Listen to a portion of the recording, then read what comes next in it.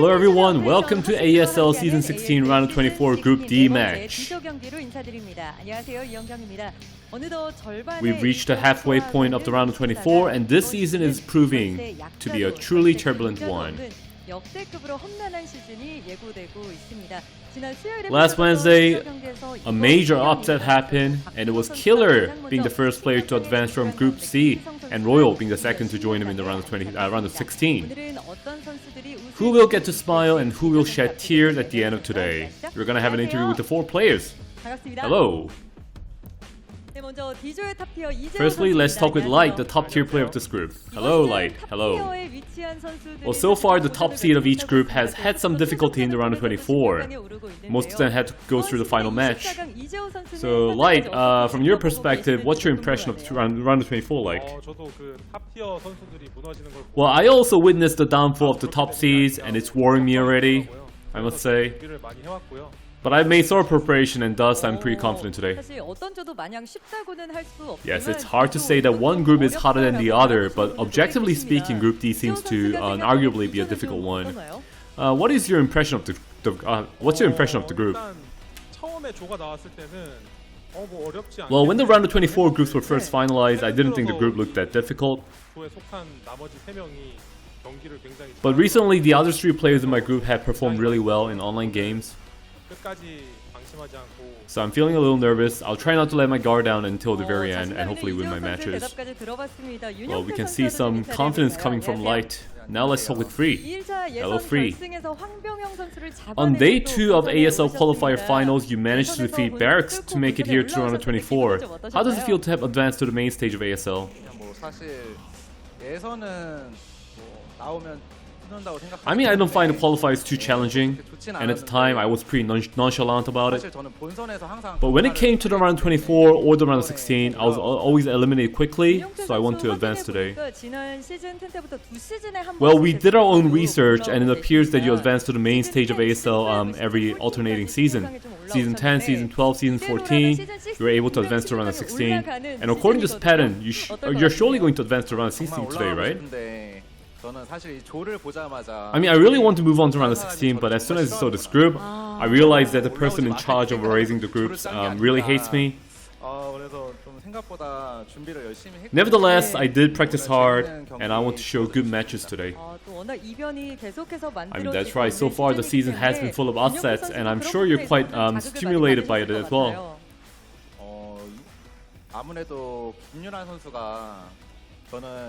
Well, before Kam's advancement, I practiced with him a lot and I was thinking, wow, is this guy actually serious because he played so badly?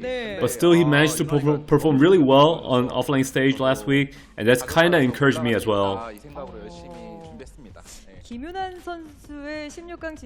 Well, it appears Kam's round of 16 advancement serves as a source of motivation for many players. And this time we're going to talk with Action. Hello Action, hello. We looked at your head-to-head record in Group B and found out that you have a head-to-head record with every single one of the players here. With Light, it's 3 wins, 3 losses. And with the other 2 players, it's both 1 win, 0 loss for you. And I think this record might be one of the reasons why you might be feeling confident ahead of today's match. Honestly, I don't think the 1 win is an indication of anything special. Well, Light on the other hand, he didn't seem that confident in the waiting room, but now he's displaying a lot of confidence in this interview. So I want to eliminate him with my own hands. Oh, so you were fooled by him in the waiting room. You're annoyed by his two-facedness. I see. Well, putting your match against Light aside, your ZVP win rate hasn't been so good in ASL. But you have the pros player Free in your group. Have you done some ZVP prep? Well, I find ZVZ and ZVT matchups more difficult and primarily focused on those 2. But I'm pretty confident with my ZVP around this time of the season. And now another player that the fans are truly happy to see. Let's talk with Effort. Hello Effort. Hello. It's your first ASL appearance after Season 11. You must be feeling a little nervous right now. How are you today? Well, I'm feeling well, I must say. But I do feel nervous coming here after taking a long break. Well, we saw your announcements on the AfreecaTV platform, but you've been going to the hospital frequently and recently got a surgery as well. So the fans are quite worried about this. Well, due to health-related issues, I've decided to take a break indefinitely in ASL. But my wife and my fans insisted I try participating in ASL this season. I'm not gonna try too hard, just taking it easy this time, since I'm planning on participating next season as well. Well, Free commented about how Calm's advancement has motivated him, so what do you think about that? Well, ever since I joined Calm's AfreecaTV University clan, he persuaded me to take part in ASL. But now that he's advanced to the round of 16, I cannot afford to lose in the round of 24. After, your win rate is excellent against all races. So did you practice hard so that you could advance as the first place of this group?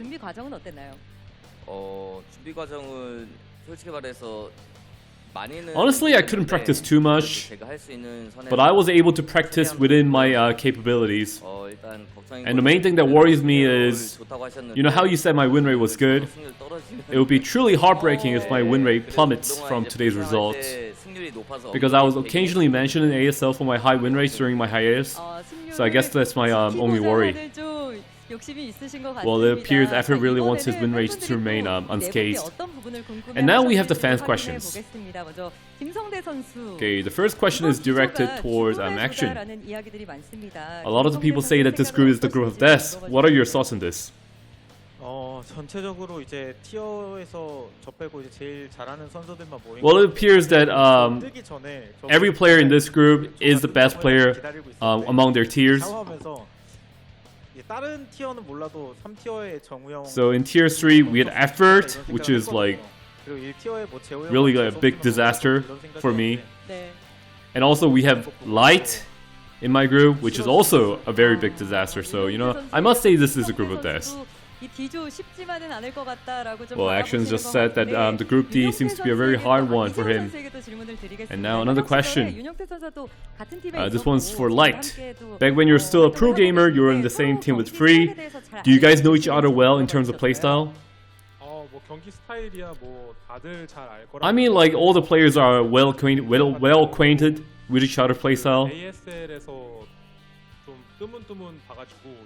But in ASL, you know, I rarely ever see Free, so I'm I kind of forgot about his playstyle. But I don't think his playstyle has changed that much from back when he was pro. Then Free, what do you think about Light's playstyle? How do you remember his playstyle like back when he was a pro gamer? Well, if I were to say just good things about him, no matter how behind he is, he always manages to come back from a deficit. So my main mindset today is the same. No matter how behind I am, I'm going to try my hardest until the very end and try to win. Okay, we look forward to your performance today, Free. And this one is again for Free. Among all the round of 24 players, you're the oldest player. Did you find the ASL preparation difficult? Like in terms of stamina, I'm guessing, from the fans' perspective. Well, I don't consider myself to be that old. But it appears I am the oldest player in ASL. But I didn't find the preparation that difficult.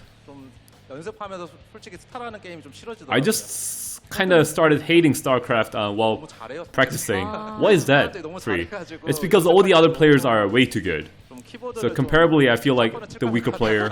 So that's why I kind of started hating StarCraft. Well, it appears you made sole preparation today, Free. Okay, here comes the last question. In Group D, we have 2 new grooms, and Effort recently got married as well. So the question is, how has your mindset changed from pre-marriage to post-marriage?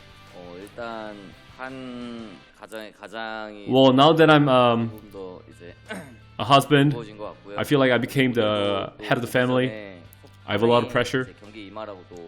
And also, my wife cooked me a delicious meal today ahead of today's match, so I'm really thankful to her.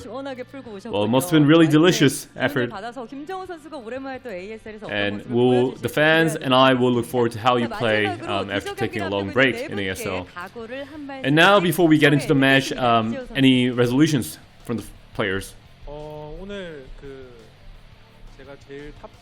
I'm the top tier player of this group. I will try to live up to the name and try to put on a good performance today. Well, I've practiced hard, so I'll try to show that on stage today. And now Free? Well, it's a match in a long time, so I want to try my best,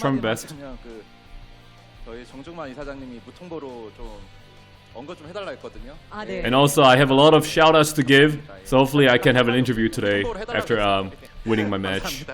Alright, hopefully you do have an interview today, Free. And last of all, effort.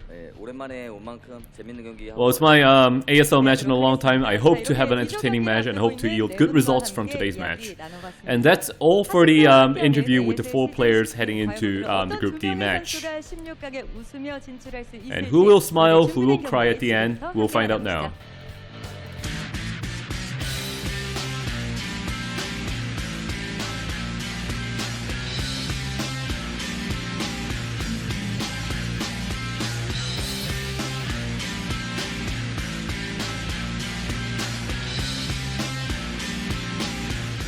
What is up, everybody? Welcome to another day here of the ASL. This is Group D. We're now going into week 2, and some real heavy hitters in this group, Tastosis.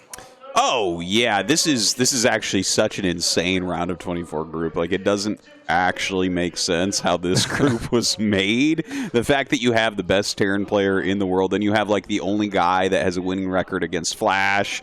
And then you have like Action that's in round of 8 all the time. It's pretty absurd how strong this group is.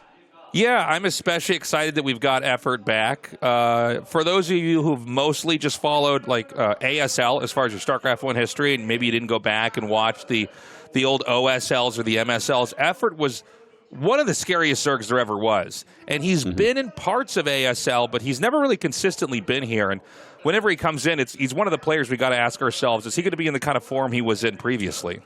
Yeah. Like, Effort is absolutely championship quality when he's on. We've already gone halfway through this round of 24. It's been pretty sick. We've had some kind of insane upsets so far with players like Snow and Rain falling out. It looks like we're going to have a very Protoss-light tournament, Tasteless. Like, I think we'll definitely get at least one out of Group F. But Free is a bit of an underdog today, so this may not be your season for build orders, my friend. Yeah, no, this is going to be me not changing my builds for the ladder. I think we've got 2 Protosses advancing. Protoss, look, I mean, this has been kind of an odd round of 24. We had 2 underdog Zergs just dart right out in both Group B and Group C. And, I mean, good for them, right? But some of the Protosses we thought were going to move on did not. That being said, I think Best, Mini, 2 guys who could take the whole thing. So don't give up hope yet. Yeah, there's definitely still hope. And even today, honestly, like, Free is a very strong Protoss, right? He's one of those 6 dragons from the old days. Honestly, I think he plays good games still. Like, there is a world in Best of Ones where he can get out of even a group that looks like this. He's going to have to put out, like, some amazing games, of course. But hold out some hope, I would say. Oh, yeah. Look, Free is really good. I think that if you guys have only followed the last couple of years, you might be like, oh, this guy, he's that Protoss that always dies. He really was a huge deal back in the day. He does seem to be in, like, pretty good form, and he has his moments, but he doesn't seem to be in the kind of condition, at least from what we've casted of him, the kind of condition where we should expect to see him move on. But, you know, that being said, we've had a lot of upsets here already. We really have. And, I mean, Best of 1 format can play into that. And, you know, Free is in pretty good shape, but it's a tough first match here. Like, for my money, Tasteless Light is the best player in the world. You know, he is so, like, as a Terran player watching him, it's actually, like, more informative than watching, like, Flash play, to be honest, because he's just so unbelievably solid and doesn't do anything tricky. And it's like, damn, how do you beat that? We've talked about this, yeah. Like, there are some players are better to study than others. Yeah. I mean, Artos has been rapidly improving. You're 2,400 or over that, I believe, MMR now. Congratulations again. But Thank you. even some of the stuff that some of the stuff the guys can do at like 2,700, 2,800, it's still hard to learn from. And I think you're right with Light. He's like definitely a good guy to study. And I think there's a very good approach to the game, just in general. Yeah, and another kind of funny thing, just speaking as like a player, a student of the game, as we both are, Light puts out the best guides of all professional StarCraft 1. Like a lot of these professional streamers, they put out guides as well for their fans, and Lights are better than all the Protoss guides and all the Zerg guides. It's crazy how lucky we are to have him. He actually has a guide for Protoss versus Terran from the Protoss' perspective with the classic Arbiter tech, and it's like really good. It's like what he's explaining is actually better. Like some pros, I think they don't know what players that are learning need to know, or they assume that people know what they know, or they way overestimate or underestimate. I mean, but Light's, I think, very informative, and I think that you can find some of those translated, I believe, on YouTube of his guides. Definitely worth checking out. Yeah, a lot of his stuff gets translated. Actually, people might not remember this, but he actually was within one game of qualifying with Protoss for KSL when that was still around. So he had a moment where that would have been the biggest race switch ever, not Flash's random, which came years later. But yeah, he almost did that. So definitely has his chops in that race as well. All right, we're going to get right into this one, guys. This is Light versus Free. Good luck to Free. Light definitely the favorite to take this whole group here, Group D, as we get our first best of one started here at ASL Season 16.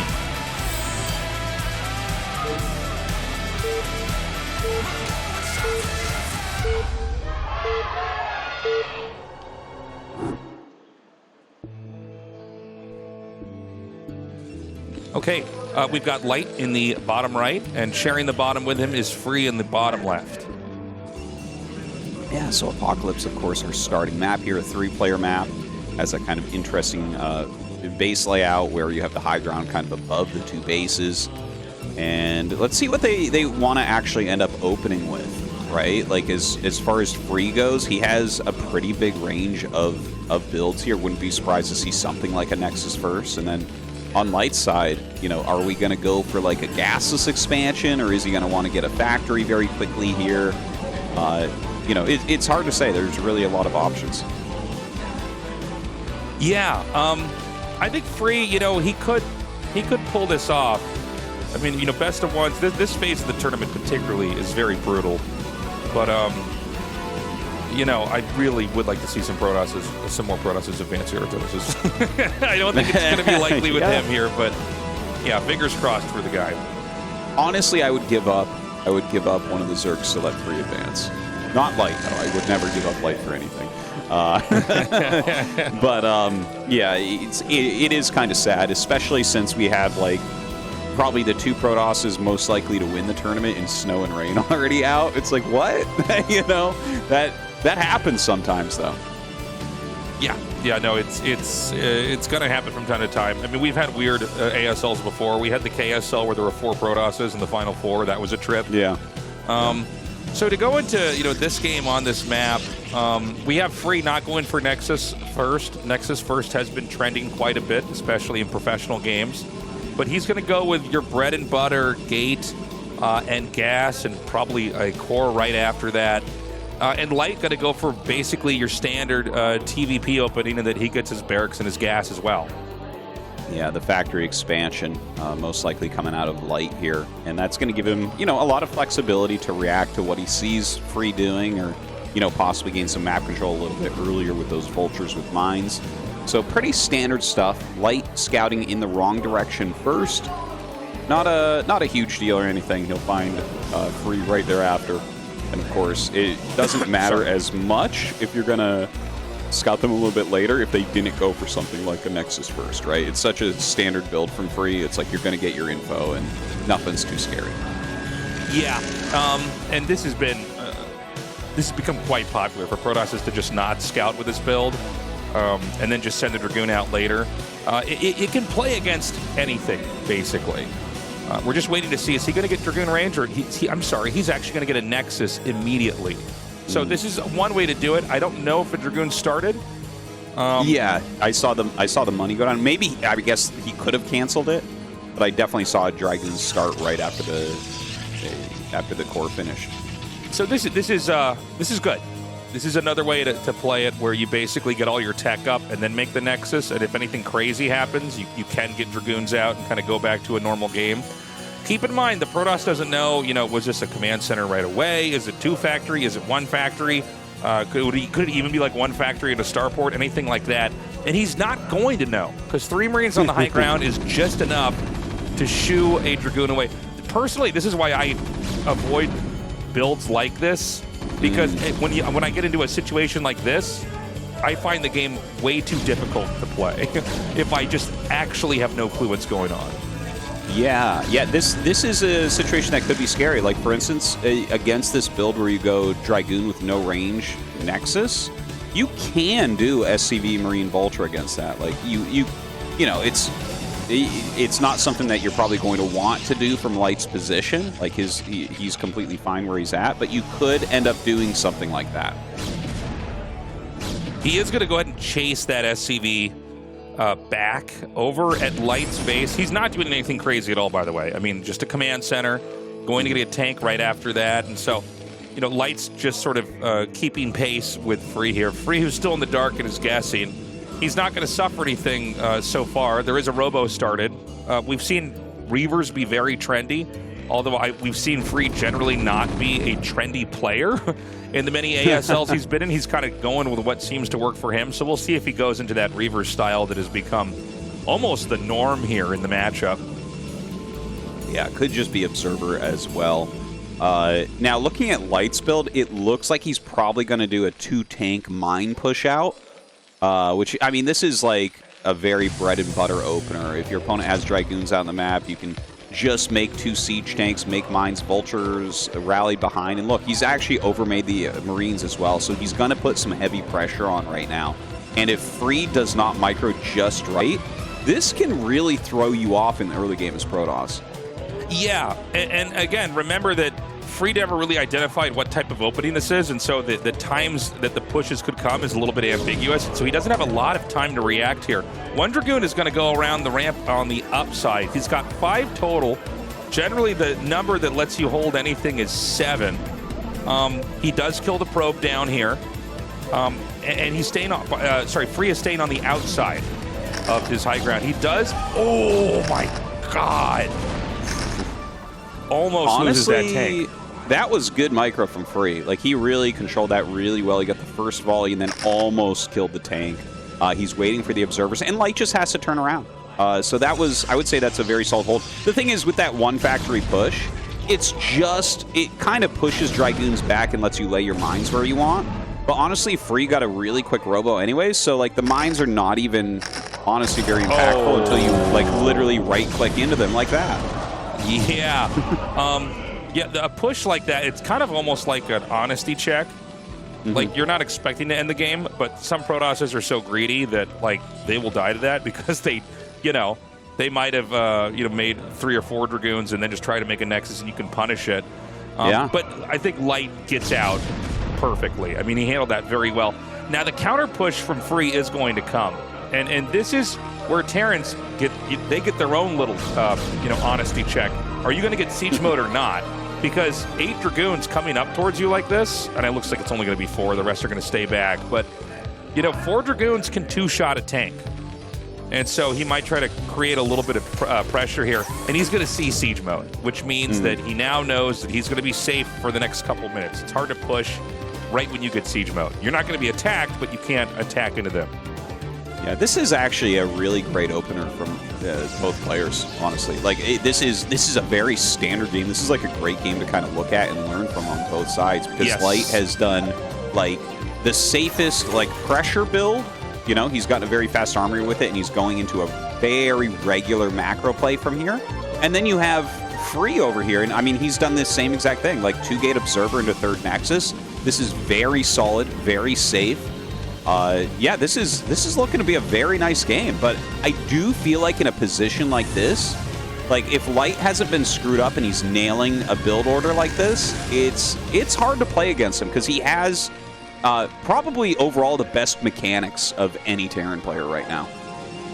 Yeah, he's very clean. I'm glad you pointed out that this is like a good build on both sides for someone to learn. We don't normally have like 2 players go super textbook. PVT especially, that's become a matchup with a lot of very strange openers, especially from the Protoss. But this game, it really is that.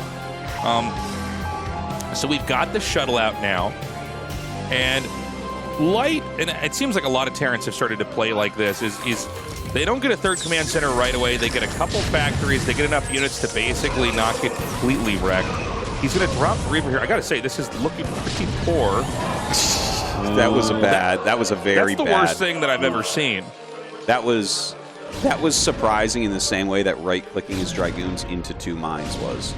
Like, I don't quite understand what I just saw there. I thought it was like he was going to run his goons up and try, like, you know, some sort of Bulldog-esque break from 15 years ago, but it wasn't even that. So that was like incredibly wasteful. And after you lose your first Reaver and shuttle like that against a Light that wasn't even really preparing for that, Light, I guarantee you right now, is like, okay, this is pretty straightforward from here for him. Like, there's no real pressure that can come out anymore. He's going to nail his factories. Like, I'd imagine he's just going to get a 3rd command center. And, well, actually, we don't see a starport, so we might, like, this could be like a 6-factory push, something like that. Yeah, I mean, you really can't lose the first Reaver. I mean, I'm actually a bit weirded out that he even went for that play at all. Yeah. You know, it's like he should know the timing, that when the Zealot has been out long enough that it can't actually fire, it can't draw a shot away from that. Oh, by the way, there is a starport here. Yeah, that was way down. You know, I think he was literally trying to hide that. This is actually, it's become a lot more popular lately to get this later dropship. It was super unpopular for years because there's generally cannons up by this time. But he's getting in there right before the cannon. And yeah, nice little drop harass, and he does have his 3rd command center. So, like, Light's macro just progressing completely normally here. Yeah, he is going to unload these vultures over here. But he's going to get a couple kills on these workers. I mean, honestly, not bad. It looks like the Protoss is left over with 5 probes. And, you know, when drops come in late like this, a lot of times you can drop them at the Protoss's 3rd, and they've already walled that off with pylons. Sometimes there's nothing up there. And you know, it's a headache. It's a headache to clean up for sure. Another dropship is being made. Oh, excuse me. He's getting Wraiths with Cloak. Yeah, that's very cool to see. That's a trend that literally was invented by Light because of snow and how good snow is. Like, that's where the Cloaked Wraiths came in, because it was just so impossible to push through his Reavers. But if you get that Cloak and you have scan, it's like they can't have enough observers and shuttles to really deny your 3rd. So very good anti-air coming up here from Light. He's expanding into his 3rd base. Look at his supply, 133 against 143.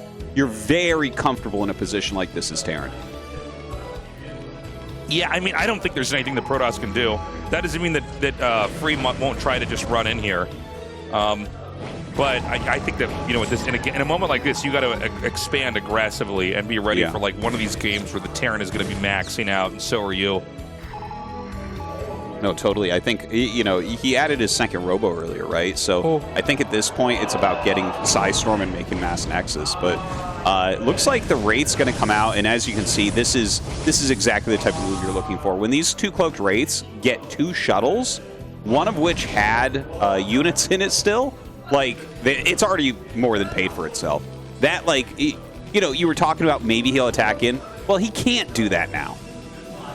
No, certainly he can't. You know, I was wondering if he might try to fly in the main. I guess the Wraiths also take care of that issue as well when you go for Cloak Wraith, is they can just kill off shuttles in the main, and, you know, eventually the Protoss is just feeding into the Terran. But I got to say, this is, you know, we had very standard builds, but this has become a very one-dimensional game where it's like Free is making several blunders here.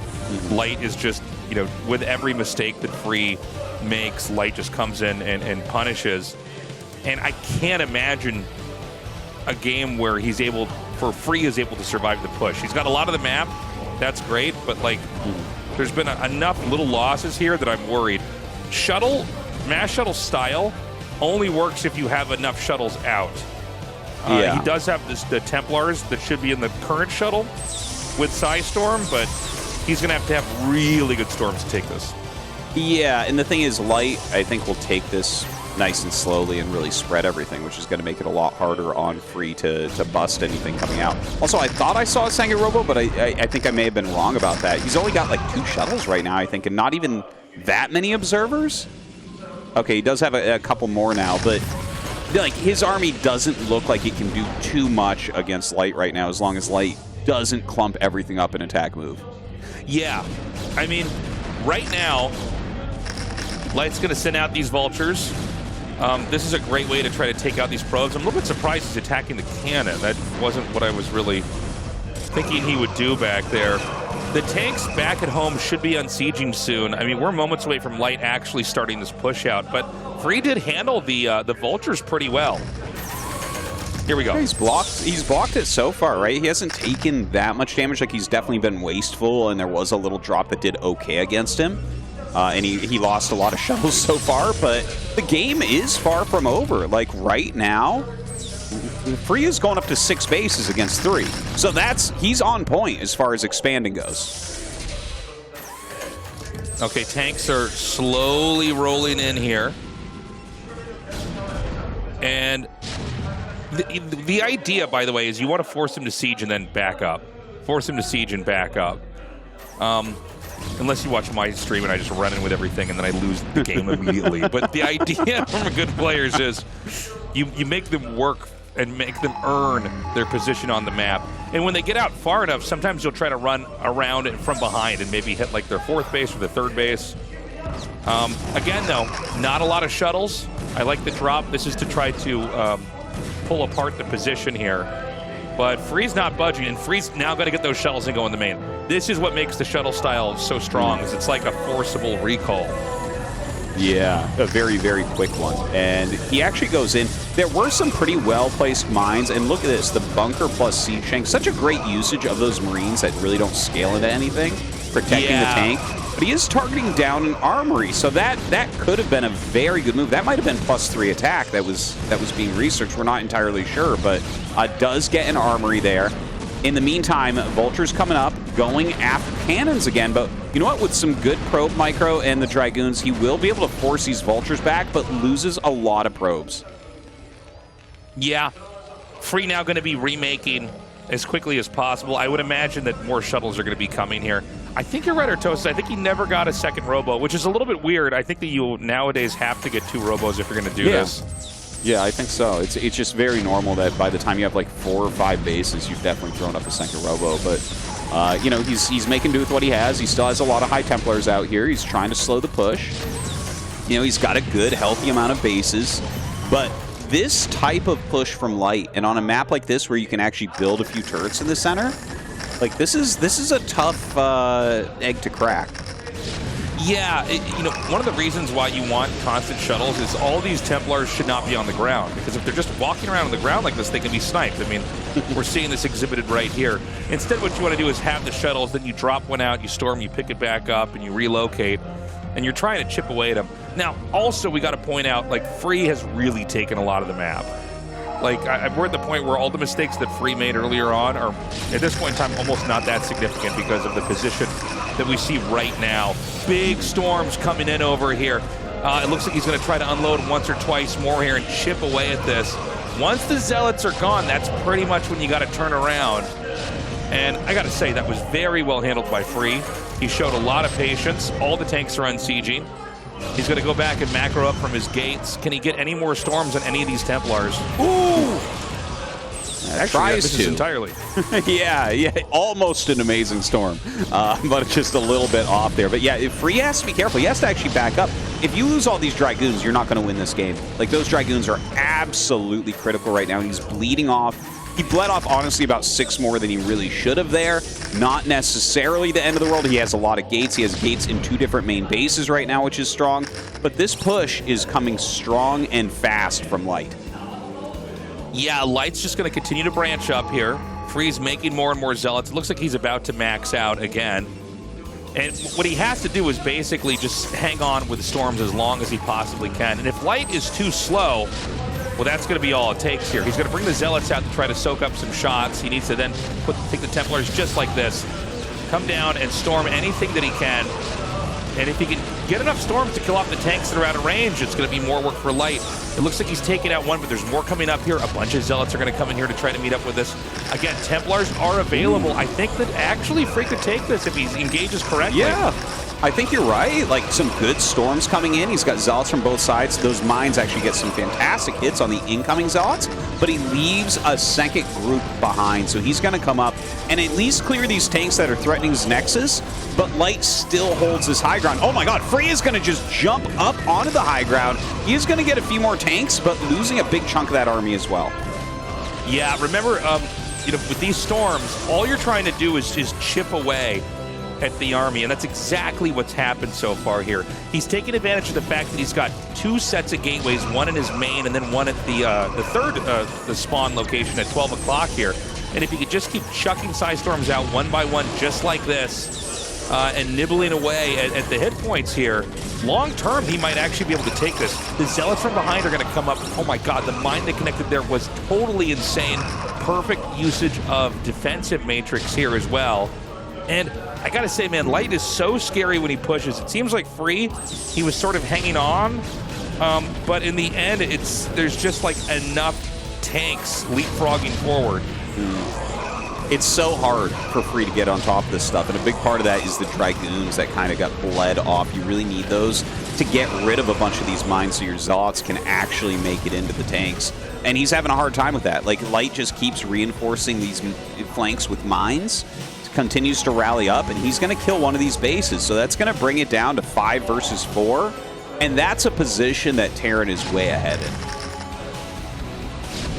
Yeah, I think that it's too difficult to basically take out these mines and eventually reach the tanks. +3 is done.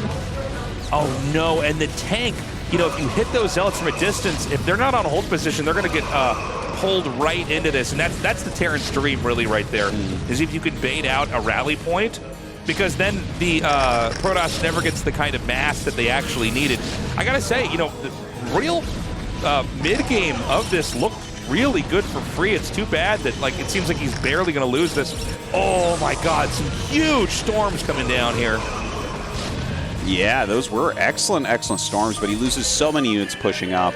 And Free is just going to go ahead and GG. A very straightforward macro game from both sides, but certainly you could see that Free was just outplayed. Like, he made some big blunders, as you mentioned, right? He's walking into mines, he's throwing away his first Reaver, you know, some very sloppy disengages where he loses extra Dragoons, he's getting aggroed in, and Zealots are just running into tanks. It didn't go so well for him. I think his overall game plan was good, but the finer details were not well executed. Yeah, you know, it did. Free in the middle of that game looked like a world-class Protoss, but the beginning and the end were a little bit rough. I think regardless, though, Light was going to take that no matter what. Light, honestly, making it look easy, really patient. I think a lot of other Terrans would have jumped the gun and pushed out a little bit sooner, but he knew exactly when and where to go, and how to space his tanks out, how to use defensive matrix, when to keep your vultures with one part of the push versus another. And this was the moment where, honestly, I thought the whole exchange went... Oh, I know, maybe this is after that. He moves in here, right? And does some storms? He's going to attack in a moment here, I believe, and it's like he starts to disengage at the right time, but then he still loses like 6 additional Dragoons beyond what he really should have. Yeah, we had some sniping of those High Templars and everything, too. Yeah, the trick is never to go too deep into the tanks. You want to try to get them as they're advancing. And I honestly thought this part of the game he did pretty well here. I mean, he took out a decent number of tanks, but I think he didn't pull away with the Dragoons like we were talking about. Yeah, like that's a really great size storm. The Zealots are actually pretty well spread. The very good defense matrix is definitely there, but here is where you really need to start your pullback. Yeah. Like right before all the Zealots die, you have to pull back. And so right there, he loses 3 goons. And now as Light pushes forward, this was the real part we were talking about. I guess we're not going to show into that part, but like that's where he loses like 6 more goons there. And it's like, oh, man, you really need those to slow the push. If you're losing a huge amount of Dragoons, like, you don't want to be rebuilding Dragoons. You want to rebuild High Templars and Zealots. Yeah, I mean, well, actually, you'll never know. We're going to go to Game 2, guys. We got a short break. Up next is ZVZ. We'll be right back.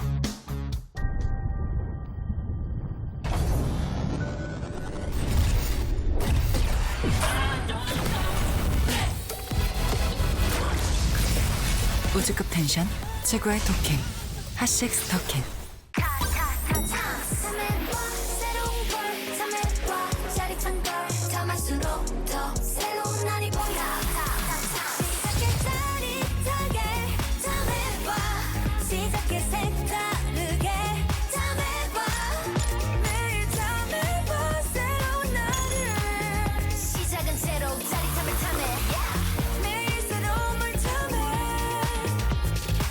너도 탐세봐, 탐세로. 똑같은 하루에서 답답함을 빼면 더 청량해질 거야. 제로처럼.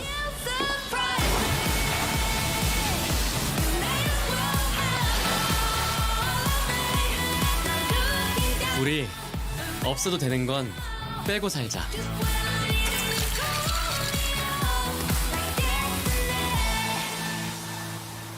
칠성사이다 제로.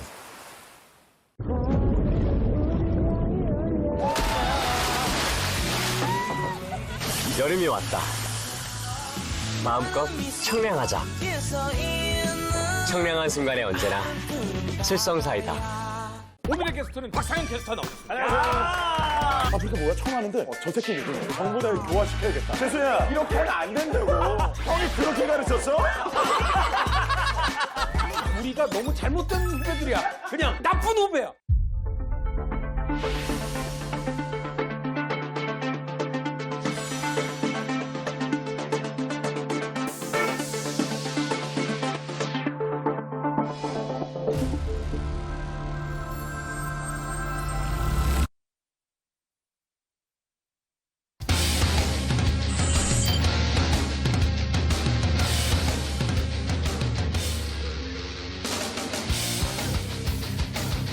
Welcome back, everybody. This is the moment where we talk about the Patreon and the fact that you guys are fantastic for supporting the ASL. Thank you guys so much. If you haven't supported yet and you've been thinking about it, this is a great time at the beginning of this season. Without your support, we wouldn't be able to do this. So check it out, patreon.com/ASL English. We really do appreciate it. You know, ASL is just such an important tournament. You know, it's been very fun so far this season. I think the season is only going to get better, especially as we have more Protoss players eliminated.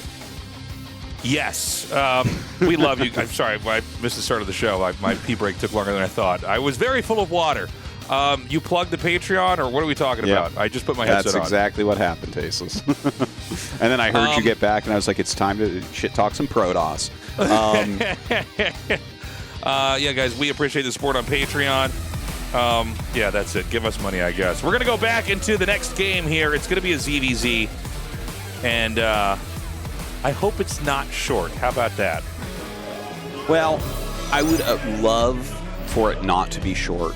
And the last Hive Zerg vs. Zerg we had at the pro level in like an official match was Action's game during a KSL qualifier. So that was a long time ago now. But I hope for it. Every time we start up a ZVZ, I'm like, maybe this will be the Hive game that we get once every 5 years, you know? Yeah. I would love to see it. Yeah. It gets hilarious, like, if you ever do get into one of these big Hive games where mutas don't actually end the game. But, you know, I think, honestly, during the course of our lives, Tasteless, let's say this game keeps going, we cast to a 90. I think we're going to get 2 more Hive games, ZVZ, that we get to commentate in our lives. I hope so. Yeah. And then maybe... And I mean ones that don't just end immediately at Hive. I'm talking about units other than Muta and Scourge and Devour.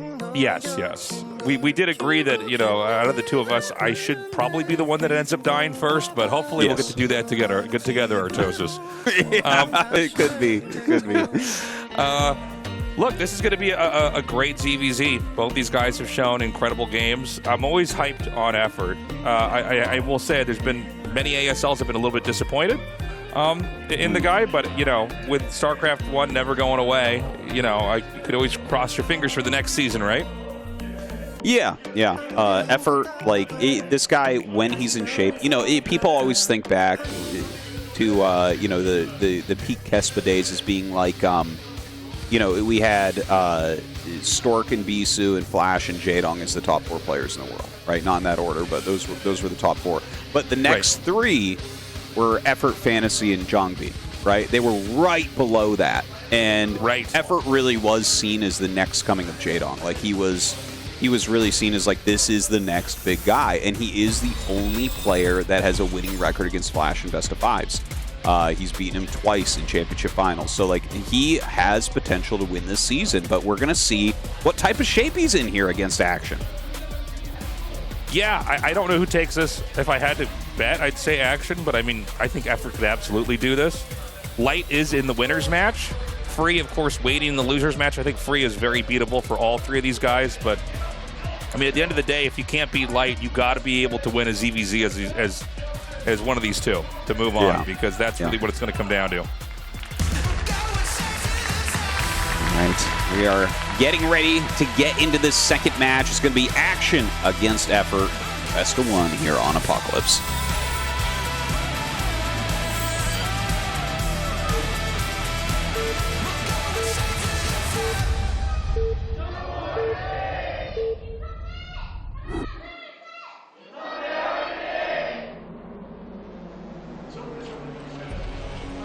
Okay, we've got Action here at 12 o'clock. And down here over in the bottom right corner, we've got Effort. And yeah, let's get into this one, man. Let's get into the ZVZ and see. What are you giggling about, Tastosis? Well, first off, your excitement, but also the random picture of a fighter jet that we just saw there. Yeah, I was trying to figure that out. That kind of threw me off. I don't get it, but yeah. But anyways, I mean, it's Zerg vs. Zerg, so let's see what the build orders are and see how this knife fight will progress. Effort 99. Damn. What a number, man. That's the biggest two-digit number that there is, you know? It is. He was trying to tell him to pull on 9. He's 9 pull 9 gas. Yeah, 9 pull 9 gas. He has the build order on the jersey. And oh my god, it's going to be Action doing it. The guy with the jersey, he just ripped the jersey in half. He's like, no, not you. No, he's going to win. Well, let's see if it's going to be a 12 pool or, you know, just a quick hatchery here out of Effort. Action is looking like he's going to go for that just 1 base play. But of course, if we see a pool here before the hatchery, that could be very, very good for Effort. But it looks like he's saving up. Oh, no, there it is. Hatch? Cool. Yeah, look at that. I like double hatch in the main build ZVZ. Being a terrible Mutalisk microer, this is my favorite build. Speaking of like your build, like because of your terrible muted micro, my favorite build is the one where they got the gas pretty early and then like earlier than normal and then went for the speedling rush. Yeah. You know what I'm talking about? I think it's like or maybe it's like pool on 7. There was some crazy build we saw like last season. And in my head, I like turned my nose up and I'm like, that's the build I do in ZVZ, even though I haven't played a ZVZ since Remastered's been out. Like, that is the build I would do. Yeah. Well, I've played an okay amount of ZVZs, not a ton, obviously, but like the build I do is what you see Effort doing here with the second hatch in the main base, where it's just like, okay, this is safe, and I have a lot of larva, and we're going to try to kill you with Zerglings right before Mutas. that's the whole of it. Now, Ling's coming across the map here for Action. He is going to start his lair just momentarily as he gets up to enough money. There you go, just started it.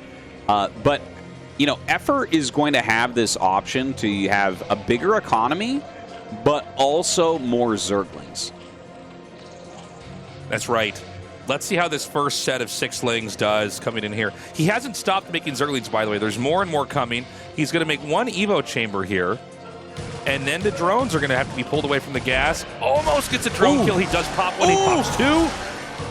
3. Oh, my God. 4. This is 3 drones. 5. Well, I sound like a brain damaged guy counting something. I'm like 3, 4, 5. you're the Count Tastiel over here. It's bad. This is bad news. And Action just throwing down like a creep colony shows that he realizes that, like, okay, the only scary thing here is a counter bust with the Zerglings. But Effort might just remake his drones. That's a possibility. He might look at this and say, yeah, I'm not going to be able to kill him. He's too smart for that. He does have, I think it's 4 Zerglings to counterattack. And there, was that the Spire right there? Yeah, okay. What a place to put it. Look at how much that slows down that one patch in the upper right. That's crazy. Well, luckily for him, he's not planning on getting enough drones to fill up the mineral patches. So you can just skip that one. True. I mean, to be honest, like, I've never really seen somebody put a Spire there, but I kind of get it because it's more important that you just don't get surrounded and lose the Spire than it is to, like, mine efficiently the whole game.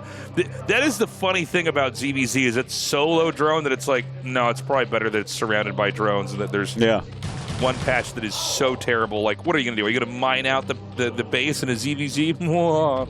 Yeah, seriously. I mean, eventually, if the game goes long enough for you to have enough drones, you'll probably take your natural anyway, so you never really need that patch. You just forget about it. But you're right. It would take so long to mine from that. It's just a terrible patch. Right now, Effort going across the map, he does have a lot of Zerglings there. Looks like a drone going to be hidden outside at the natural by Action. He is planning on expanding, but of course you can't do that with the Lings incoming. Okay, so the Lings come back, and what Action's doing is he's keeping his Lings out on the map. He wants to create opportunities where he could counterattack. He's going to just go ahead and run. He's going to be chased here by Effort. Effort is getting a 3rd hatchery, and he's getting an evolution chamber to make spore colonies. And I'm not sure if he can do this in time. How many mutas are actually going to come? I think if 1 or 2 can come out, I think he can basically kill the spores as they try to make, right? Yeah, the natural, I'm not 100% sure he's going to be able to keep that. You know, he's got a lot of Lings, but generally you need to use these Lings to keep your opponent from flying across the map with mutas. So this is pretty bad. Now, Action in here killing off some drones. This is a pretty tough scenario. Look at that. He needs that to turn into a spore ASAP. So, you know what? Maybe he's going to have it just in time. I think it's like 2 mutas take a while to kill anything. Yeah, Spore doesn't lose hit points when it finishes, right? Like a creep colony, a sunken colony does. That's right. A sunken colony goes from 400 HP as a creep colony to 300 HP as a sunk. So if you get it down to 101 HP, it'll finish with 1 hit point. But the Spore, it's not the same case. By the way, Overlord shot down. Wow. Action supply block, that's huge. Yeah, Action is going to be kicking himself over that because suddenly we have this 3-hatch Effort that has a bunch of spores. We actually have a lot of potential with this game, with both players having an expansion.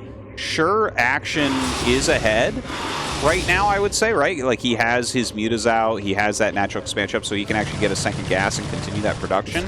But the spores do make it really tough for him to really do anything here. Yeah, this game's going to go on. I mean, Action, I think he was barely hanging on, but with the situation the way it is, I think that honestly, oh wow, I can't believe he actually got a drone there. With this situation the way it is, I mean, there's always a way to recover here for Effort. But that being said, Action has an additional base now. And my god, that was crazy. He actually hit the drone, but didn't end up blocking the creation of the spore creep colony. Yeah, that's wild. Crazy. One thing I have to mention here is we don't have the layer yet. Like, the fact that your layer is not done. Like, this is the type of situation where for sure you get your armor upgrade going as Action, because like the game should go pretty long.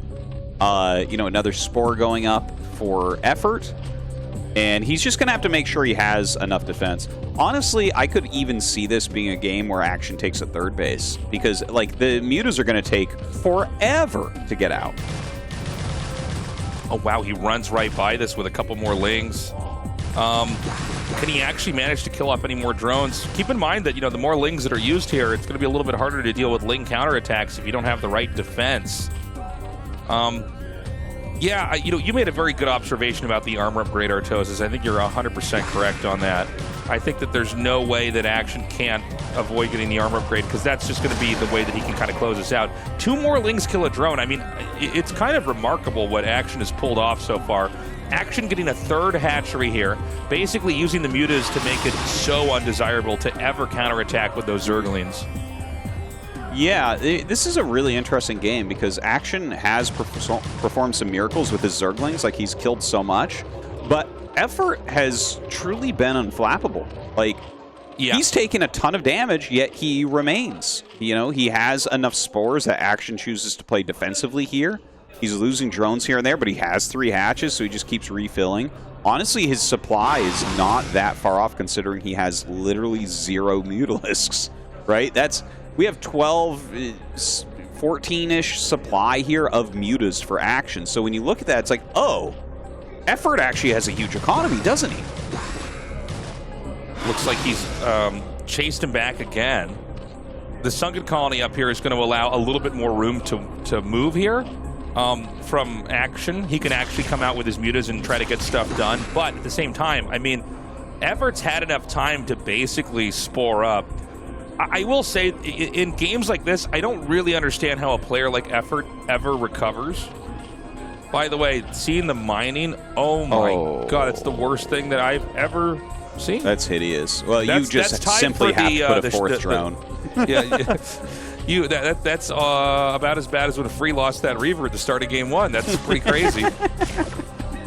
Well, this is the funny thing about Zerg. We never thought he'd get so many drones. Well, I guess we were talking about Action before with the Spire, but here with Effort, it's like, well, you have all these hatcheries. You actually have a ridiculous amount of drones for ZVZ. This is the most drones I've seen in ZVZ in years and years and years. So, you know, I guess he just puts extras on there and continues to make his spores because look, he's got the +1 armor. There's so many Mutalisks, and there it is, Tasteless, the Queen's Nest. What? Oh, yeah. We were joking about getting along ZVZ, but could this actually be the one? I guess it makes sense. He gets the Queen's Nest, so then you would want to get a Defiler, I assume. Maybe a Queen. I've seen a Snare occasionally used, although I'm a little bit confused why you'd use that over a Defiler.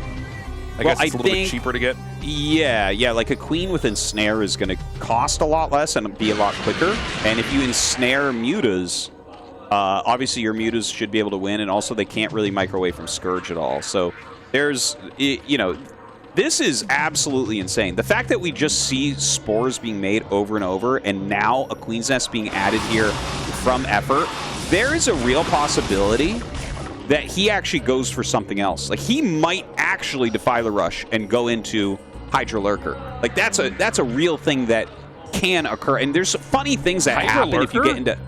Yeah. Like, so here's the thing. If you go for Dark Swarm, right, so that your Hydras can beat Mutalisks, then you need, you know, Zerglings beat that, so you need Lurkers with that.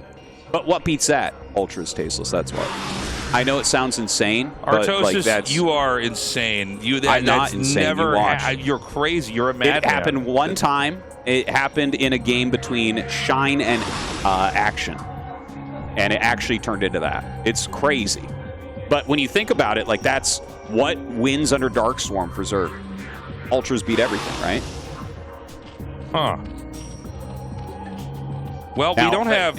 Wait, do we have a Hive on either side? I think the Hive started on both sides, if I'm not mistaken. Oh, maybe they just went for Queen. Like, I mean, I see the Queen's Nest, and I think a Hive, but it could be the Queen. You're definitely right there. Seems like there's been a lot of bad drone rallies here. Yeah. From Action. Like, it's a bit weird to watch. By the way, the burrow everywhere is kind of neat as well. Yeah. +2 armor, by the way. Jeez Louise, this is insane. This is a crazy game. There's the Hive, there's the Defiler Mound. So, I can't believe we're all experiencing this, guys. This is so cool. Like, it's a crazy late-game ZVZ. Also, look at that Greater Spire. So, yeah, he actually could use Guardians here. You can use Devourers as well. One thing to mention is you don't actually have to go Darkstorm with Hydras. You could stay on Muta and just go Plague. Because if you Plague a group of Mutas, like, it doesn't matter that they have +2 armor. Oh, of course. Yeah. No, Plague is, like, it's the ultimate thing to get here. Now, the moving shot may play an even bigger role before we can even get to the Defilers being used here. You can see he's trying to zigzag away. He gets away with, I guess, 7. And now, loses a lot there, though. Yeah, and Effort is, has been prompted to try to counterattack with the Lings, which didn't work out. He's going to be able to deny this hatchery. They're both expanding towards the upper right. There's actually a 4th base being taken in the bottom of the map here by Effort that I don't know if it's going to be scouted anytime soon. Oh, yeah, that's kind of sneaky, isn't it? I wasn't even like looking for that. But look, this is getting absolutely wild. And notice how there's a second evolution chamber started by Action. I wonder if he's going to be getting like melee and preparing for that endgame. A Nidus in ZVZ. Hell yeah, Nidus. Oh, I'm loving to this. Move your drones through, I guess. I think so. To move your defilers, of course, Tasteless. you need to be able to plague the mutas when they pop out down there, right? All right, let's now. Before we get there, if a Devourer is made, Artosis, tell everybody what that unit is, because I don't think anybody that watches ASL has seen one of those before. You might be right. Yeah. So the Devourer, it's got high base armor. It turns into it from the Mutalisk. It adds acid spores on a thing's attack. It attacks very slow, but the acid spores, it's like a -1 armor, and you can stack up to like 9 of them. So acid spores plus mutas with glaives, and the acid spores splash, by the way. So like if you attack a group of mutas with it, there's all of them are going to get acid spores. So it just like totally turns the battle, but they can't like dodge Scourge or anything. So Scourge can actually counter the Devourers. Oh, you know what? He might just be getting the Greater Spire to get armor up +3. I was wondering why we don't have anything. Yeah, I think that's actually what's going on here. By the way, it looks like Action boxed in the mutas from Effort. I think Action is very close to just closing this game out. It seems like it's going to be hard for this game to go on for much longer. Yeah, he definitely seems to be in pretty heavy control of this right now. Effort actually sends his own mutas down to try to fight. This might be one of his last stand moves, because he's down that whole armor upgrade and has less mutas, so it doesn't really work out. Hydralisk Den is finally here, so we might switch, because I think originally it looked like his plan might be the Plague Muta, but when your mutas are this far behind, like, under Darkstorm, the Hydras are literally invincible against the Mutalisks. Literally invincible. Like, they don't take any damage, so, like, that could be a good move. And keep in mind that, like, you can't counterattack with your own mutas as Action because there's so many spores. Ultra's Cavern, I told you. Oh my god, I can't believe you're right. Yeah, I'm crazy. Who's crazy now? My head. I couldn't. What is going on? Yeah, oh this is actually what endgame ZVZ looks like. The Defiler counters everything so hard that you have to go Ultra. It's crazy, I know. Yeah. Oh my god. This might be the most important thing that's ever happened to me. Dude, this is insane. This makes the whole season worth it, man. Like, seriously? This is the game. Thank you, everyone, so much for supporting on Patreon so we can cast this CVC. Yes. This has made everything worth it. This is insane. Now, can he get the Plague off? He burrows that down there. Dude, that would have been so crazy if he got that Plague. Oh my god. And it would take so long for those to heal from the Plague. They just become almost useless. Here's the other thing, Artosis. If he can Plague it, he can chase him all the way back up. Oh my god, oh my god, oh my god. Okay, well, he gets a Darkstorm down, which is, that's not what he was looking for, but if that saves it, that saves it, so can't really say too much negative there. Dude, I can't believe this. This is so exciting. This is so exciting. I said we were only going to see 2 more of these in our lives. Thank you, Effort. Thank you, Based Effort and Based Action, for giving us one. This might be the last thing I talk about before I die, Artosis. I'm going to be on my deathbed and I'm trying to whisper something. They got to get, like, right by my ear, and I'm like, I saw an Ultra Cavern in CVZ. I just leave this earth. I can't believe. Oh, my God. Yeah. What? Yeah. He's getting Hydras now. Yeah, what? well, this is that's the best thing, matchup right? in StarCraft now. This is the best matchup. Yeah, if it always looked like this, it actually would be one of the best matchups. Seriously. This is getting to be so exciting and so interesting. But here's the thing, right? Like, the Hydra, Defiler, and some Lurkers beats everything that Action's done, except Ultras will crush that. It'll crush. Right? Like, I guess you can Plague the Ultras and stuff, but it's similar to Irradiating, where you're like, I don't know, it's not going to kill it. Yeah. Oh, yeah, man, he's becoming invincible. God. Now, I wonder how many lurkers you truly need to stop ultras from destroying you. Also, one other thing, if we get into very heavy lurker or very heavy ultra, you can always see a switch back into broodlings. What? No, now you're just making things up, Artosis. I'm not making things up, Tastosis. It's the craziest shit. This is the actually, craziest. Artosis went and paid both these guys money to have this game just so he would look smart in front of you guys. It's so weird that you did this, Artosis. And it's ruining our competition, all right? The integrity of the game has been ruined because you bribed the pro gamers to get every Zerg unit. Oh, dude, a Defiler's coming up, and he's going to snipe it. He's going to snipe it, but he got plagued. The plague went down on his mutas. Oh, my God. Woo. I can't believe this game. Did he actually spot the base at the bottom left? Well, it looks like Lings are going in right now. He has. Yeah, so does end up finding it. Oh, God. Action actually has Adrenal Lings at this point, too. Now, here comes the first Ultra. Made. Look, he's got melee upgrades. 1-1 Ultra, man. Let's go. You definitely need more than just that one. As he sees the lurkers, like, this game is taking a whole different path now. So, at this point, what you're thinking about is, like, okay, am I using Defilers? Am I going to try to break this all with Ultras? And like I said, Tasteless, you doubted me before, but you can go into Queens here. Artosis, you can get Broodling. You're lying. I feel like this is like an April Fool's joke you're playing on me right now.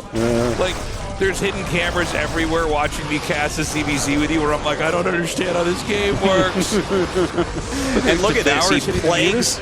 Dude, he plagues the Ultras, and then the Hydras have explosive damage, so they actually do well against Ultras. They deal full damage, and there was no chitinous plating or anything. So that was a little bit wasteful from Action. What is happening to this game? I can't believe it, man. Okay, so it's Lings and Ultras now. What other Zerg units are left for us to make? That we can't get an Infested Terran, but other than that, what else is there? There's the Queen. And we haven't seen a Guardian yet, I believe, right? Oh, I guess that's true. We haven't seen a Guardian yet. Yeah. But yeah, other than that, just the Queen remains. And we could end up seeing it too. We'll see. Dude, there's Ultra, lurkers. Look, dude, oh look at this. Oh my God, he's Dark Swarm. I've never seen a Sunken Colony try to fight lurkers in Dark Swarm. This is crazy. Now, here come the Ultras to try to help clean that. And obviously, under the Dark Swarm, the Hydras cannot hit the Ultras. But he is just targeting down that hatchery, knowing that the Ultras can actually clean this stuff up. Oh, man. Action's going to lose that base. A plague went down on those mutas. It's hard to see because they're already red. Oh, wait. I actually didn't know this interaction. That plagued egg turned into an Ultra that had plague on it. I've never seen that. Yeah, I mean, how would you know, right? Yeah. Well, it looks like Effort can successfully push up to this base. I don't even know how to talk about what's going on right now. I'm seeing Ultras fight Hydras. He needs to get an Overlord over this so that the Ultras can see the lurkers underneath this. Yeah, man. This might be the greatest CVC of all time. This is actually is. Like, I can't believe we're in this game and this is happening right now. This is the greatest CVZ I've ever seen. This is so much fun. These are mutas with acid spores from the Devours on them. Yeah, fighting plague mutas, man. Yeah. But then healthy mutas come and they're screwed. They got to get out of here. He runs back. Dude, the Ultralist count is starting to grow. He doesn't have the speed yet. Don't know if he has chitinous yet, though. More Hydras coming out for a bit of a fight. Yeah, he has chitinous now, and he has 2/2 upgrades as well for those Ultras. So the Ultras are actually becoming really, really scary now. You have to start to think about how you're going to deal with a massive Ultras. Are you just going to make more Hydras? Honestly, the Hydra upgrades are not fantastic. With that amount of armor, what is that? It's like 5 armor, so you're dealing like 5 damage with the Hydralist kits. It's not so hot anymore. Yeah, but he's got lurkers, and I think he actually has the better muta count. Does Effort have the better muta count right now? I'm not even sure. I don't know actually. who has the better muta count. He snipes the Defiler. This is my brain can't process what's happening right now. This is like so alien to me. Everything that's I'm watching Hydra snipe Defilers. I'm watching Ultra Zergling try to surround Hydras. The only time I've ever seen this is when I'm in a PC cafe in Korea, and I'm watching some scrub play BGH, and I want to spit on the ground as I walk by. I'm like, oh, this guy's so bad. This guy will never know what StarCraft could have been. Oh my God, there's lurkers blowing up Ultras, Tastosis. What is going on? Dude, the Ultra's going after this base, and, you know, Overlord's coming in so he can see those lurkers and actually fight against them. It's tough, again, because Effort doesn't have strong upgrades on his ground units. You can see the Ultras start to dominate everything. That is definitely an issue here. Honestly, I think he should consider maybe morphing these into Guardians just to have that anti-ground damage. I can't believe this is actually the Brood War. This is what the expansion pack was talking about. This is it. GG. Thank you, Action and Effort. Thank you for that experience. Dude, what a game. It took us only a quarter of a century to get a game like that. Yeah, the Ultras really, I mean, they kind of show how they can counter all that Dark Swarm shenanigans, and you really have to take them very seriously. Action, you can see, right? As I mentioned, he's the last player that I saw go into a Hive ZVZ, and it was like 5-6 years ago. But still, you know, it feels like he had a very good idea of what to do there with the double evolution chamber, with the Ultralisks, to start killing off those units. But what a game. What a game. The fact that Effort recovered it into that position after taking so much damage from the initial Zerglings is amazing in and of itself. I can't believe that game happened. Look, everybody's stunned. No, I mean, ZVZ's changed forever. Every once in a while, Tastosis would bring up, like, hey, if the game goes on long enough, then the Zergs get Ultras. And I was in my head, I'm always like, that's not true, but whatever. And now it turns out he is right. Wow. It's almost as if everything I've ever said about this game is correct. Oh my God. What a shocking revelation. Wow, Tastosis. I can't believe that you knew that that thing was even a thing. Guys, we're going to be right back. Up next, Action versus Light. You don't want to miss it. The winner will go on to the round of 16. We'll be back after the short break.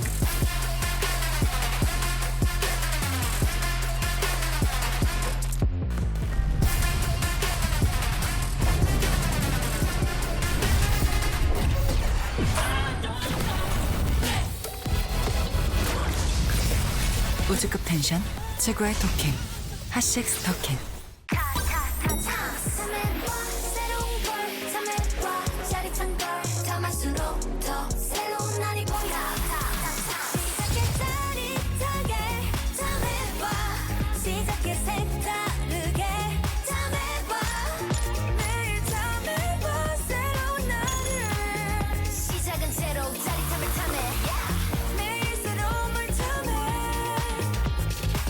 너도 탐세봐 탐세로.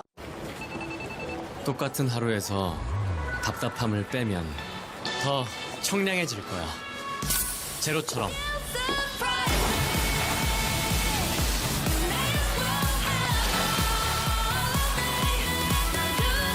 우리 없어도 되는 건 빼고 살자.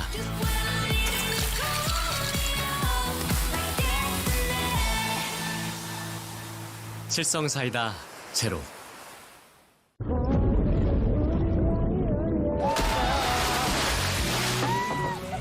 여름이 왔다. 마음껏 청량하자. 청량한 순간에 언제나 실성 사이다. 오늘의 게스트는 박상현 캐스터 나오셨습니다. 아프리카 뭐야? 청하는데 저 새끼 누구야? 정보대를 교화시켜야겠다. 재수야, 이렇게 하면 안 된다고. 형이 그렇게 가르쳤어? 우리가 너무 잘못된 후배들이야. 그냥 나쁜 후배야.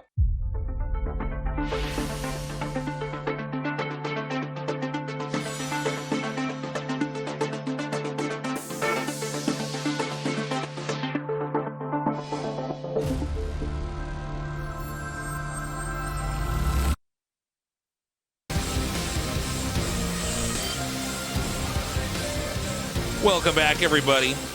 Thank you for waiting.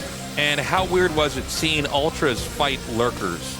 I mean, my brain, I had no idea how weird that whole experience was until I just kind of sat on it, and I'm like, whoa. Like, you just don't see those units interact. Again, unless it's, you know, you're watching somebody else play like a big game Hunters game where it's just, you know, random units attacking each other. And That's just such a crazy interaction to see. Action does overcome effort there. He's going up against Light. I think Light probably should win this, but who knows, man? Action is a real threat, always. Yeah.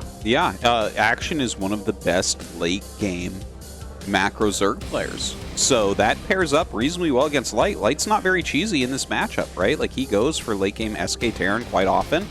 And if Action has a solid opening, this could go either way. I've definitely seen a lot of like late-game matches between these two where they really duke it out. So not sure what we're going to see here, or if one of them is going to mix it up and try to play a bit cheesy. All right, well, we're ready to get into this game right now, guys. The winner is going to be the first survivor here of Group D. The loser is going to go down to that final match here. This should be, maybe even, I mean, it's hard to imagine topping that ZVZ, but this should be the best game of the entire group.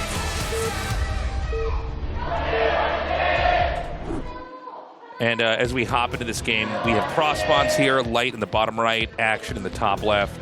Real quick here, we just want to say, if you haven't signed up for the Patreon already, please consider doing so. Sign up for a year, support StarCraft 1, support Tastosis and me, and the people that are doing our very best to keep the history of this game alive. We appreciate it, and we literally wouldn't have been able to do it without you guys. Yeah, you guys are the best. That's patreon.com/ASL English. Now, hey, look at that ASL match history. They're actually 3-3 against each other. I didn't realize that. That's pretty impressive. And in fact, they have the exact same win rate in this matchup. Look at that. Yeah, that's funny. This is going to be a crazy good TVZ. I mean, I know that we had like the one ZVZ that comes every 10 years, every 25 years, but this is also going to be another delightful one, I'm sure. I almost just have my fingers crossed that Action loses so we can get another ZVZ like that, possibly, if we have another game like that, if Effort can beat Free. Honestly, you have to have two players that are willing to play a weird game like that ZVZ that we saw. Because, like I mentioned, right, Action is the last player that played a game like that, and he was against Shine, who's willing to do anything, right? And then you have Effort that's got so much experience, it kind of makes sense. But I feel like if you get someone like, I don't know, Soma involved or Killer involved, they're just going to be like, no, we're finishing this on Muta. You know? Yeah, so yeah, totally. You definitely have to have players willing to explore these different regions of the matchup. So I agree with you. I want Light to win. And then I want Free to be eliminated by Effort, and I want a ZVZ, which is something I never actually feel until right now. I think it's true for many people who've been watching for a long time, man.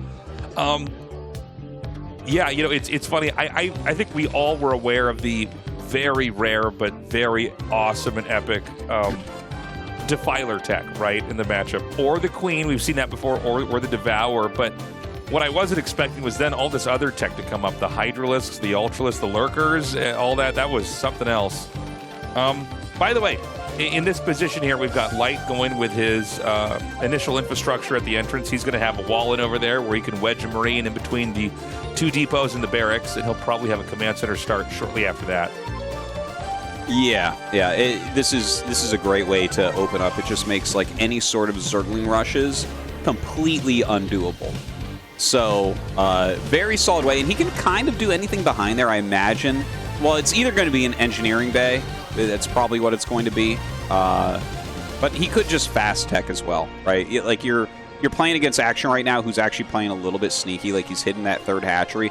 And Light knows, too. Like, seeing that gas timing with his SCV, he's going to keep an eye on this, but he knows there's a third hatchery. Like, you don't get your gas that late unless there's a third hatchery. So where is it? Right. And there's a whole mini game, a whole mind game on where to put that third hatchery, because the initial spots you're going to think of are going to be, you know, probably the top right or the bottom left kind of starting point here. But the reality is that it really keeps the Terran guessing. If they can't find it there, then they kind of don't know what sort of game they're in. And this one's right under the Terran's nose, by the way. Yeah, that's why it's so sneaky, right? Like, if you know it's there, very easy to kill. In this type of situation, you don't know. He's sending out a second SCV, so he's looking for it.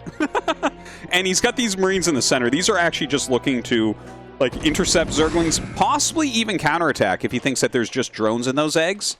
You can actually walk across the map with a small amount of Marines like this, and sometimes the Zerg has been greedy and you can punish. Yeah, absolutely. SCV transfer happening now. Very, very quick eBay here from Light. Yeah, so he is going for that +1, which means he's not going to be able to really punish the third base. Honestly, Tastosis, I look at these openings, and I feel like Action has gotten the upper hand with that hidden base. I think so. And, I mean, until he gets to confirm on where it is, I mean, you could see he just checked the right. He could have just as well checked the lower left here. But, you know, he could actually get his... Oh, no, I'm sorry. He's not going to send his Marines there. It looked like for a second he might have just, you know, wanted to seesaw from one side of the map to the other. Dude, this is honestly the ultimate LZ Gamer base. Every base is being checked except for that base. Every single base. That's the last base he's checking. Because like you said... Well, you said something to this effect, but I'm going to use my own words. This is such a stupid base to take because you can just kill it instantly. Yeah, you know? Exactly. It's so counterintuitive that by taking it, you know, people, you know, are very critical when you lose to a base like this. But, like, it's hard to scout because you want to scout locations that are higher percentage chance of being taken. Look, he doesn't even look. Yeah, I mean, this is a big deal that he hasn't caught this yet. And, I mean, imagine this. Imagine a Defiler pops out of there in a longer game and just makes a Dark Swarm right at the natural. I mean, that's not out of the question. Yeah, yeah. And it definitely does. Did you call it an LZ Gamer base earlier? Is that what you said? Yes. That's so funny. You know, yes. Well, that's LZ Gamer was a very well-known top American Zerg player back in the day, but he always made bases like this. Like, if you expand to the stupidest possible location, there's so many bases to check. It's like you only have so many scans. Your SCV is only out there for so long. You're checking locations that they could maybe defend. So you'll sometimes just lose to this. Like, Light still doesn't know where it is. I think he's starting to figure it out because he hasn't found it yet, and he knows it has to be somewhere. There's a hidden hatchery. He knows. Well, this is going to be haunting when he finally does find it. Look at that. He scans at 12. He goes, is it there? No. Okay. It's literally going to be the last place he scouts. Yeah. And, you know, hidden bases, by the way, for whatever reason, last season played a very big role in ASL. Yeah. And it does seem like, you know, this could be one of these things where trends pick up a little bit. You know, you never want to be known as a player that just does the hidden base, and that's like your gimmick, because then they just scout more. But Action has really intelligently picked this build, and the truth is that, you know, out of all the places that Light could look for, he just thinks that's the base that's least likely for him to take. And so this really panned out. I mean, this is a real kind of poker-esque move here from Action, and it's paying off. And by the way, he sees right there that the Hive is now coming. The mutas are now out, which really make it not desirable to try to scout by ground. So we're still going to have another scan at some point in time here to spot this. You know, Light during this, like, he's kind of trying to do a catch-all build. When you're playing against something so tricky, I think what he's done is really smart. He has gotten the +1 very quickly, which you're allowed to do against 3 hatch play. But he's gone into just 3 barracks, which allows you to tech up very quickly behind this as well. So he's done a pretty good job of just kind of continuing his tech forward and trying to get himself into, like, kind of almost a neutral position. He's trying not to be too far behind against anything. But he's going to have to play a nice game to kind of catch up from here because, again, Action has gotten himself into a good spot. Look at this Overlord. Just perfectly hidden over here. There's nothing that the Terran can do until he gets a Wraith or something to shoot that down. And now all these macro hatches are going to come. And again, with this hidden base here, which, by the way, is not going to be killed. Now this is not even a matter of, like, well, does he find it or doesn't he find it? Because this base is never going to be wiped out. There's 3 lurkers morphing there. There's 2 sunken colonies. That base is going to be there for a long time. The infantry is going to move out now, and the Nidus is about to finish. Yeah, I mean, Action strategy has worked. Yeah, this is tough. He's actually moving out kind of towards it right now. And he's finally going to scout it. He finally sees it. He sees the creep there. He walks in. And I mean, that's kind of a frustrating find. But if anyone's going to keep their cool here, it is going to be Light. But he is going to have to put out an awesome game here and really grind Action down, because Action already has Nidus, already has a bunch of lurkers. We're on Hive Tech. He's going to have Defilers jumping around. And he's truly one of the best Defiler Zergs, if not the best Defiler Zerg out there in this matchup. And now with the infantry just outside the base, he has to keep this here to try to control anything that might come out of this, including lurkers and defilers. But again, I've mentioned it, I think maybe 1 or 2 times already, but you know, that bottom base is such a good launching pad to get a defiler over here to the natural. And that is how many ZVTs are ended, is the Terran just gets Dark Swarm in the natural, and they're unable to control their only mining location. Well, if you get that Dark Swarm up, man, that's almost always a loss for Terran. Now he has double Evolution Chamber, and we don't see Ultralisk Cavern yet. I think he's going to go into Hydra Lurker Defiler. I think so. Because he's playing against the best, or one of the 2 best SK Terran players in the entire world. SK Terran, of course, being Marine Medic Science Vessel. Right. So, you know, Hydra Lurker Defiler is kind of considered a bit of a counter to that, because you can't kill it. You absolutely can't kill it with this. All you can do is deny bases for 100 years. Like that's your win condition, or switching into mass tanks. And that, like, the factory's floating around right now for vision. So Light has no real way to switch into siege tanks. It's going to be a very slow switch. So we'll just wait and see. Like, you'll see extra Hydras popping out, and you'll maybe notice that they have like the speed upgrade, and that's what's going to trigger Light into being like, oh god, I really have to be careful now. So for now, Action can just basically camp. Looks like he's going to damage some of those mutas here. I thought for a second the Terran might have enough gas for Irradiate. Light goes for quadruple drop ship. Wow. Yeah, and this is pretty smart. Yeah. This is like one of the strongest moves that Terran has, is after a few vessels you go into the 4 dropship, and look, it is going to be Hydra Lurker Defiler. We see the Hydra speed, we see the extra Hydras. Light is going to be able to figure this out, and dropships can be good against this. You know, it's very gas intensive, what Action is doing right now, so he's not going to have a ton of Scourge ready. But if this drop doesn't do anything, Light's going to be really far behind. Yeah, no, it's bad, and I mean, this is still pretty common. You know, this isn't like it's a good strategy, but it is like a thing we see in the matchup all the time, and it does. Oh my god!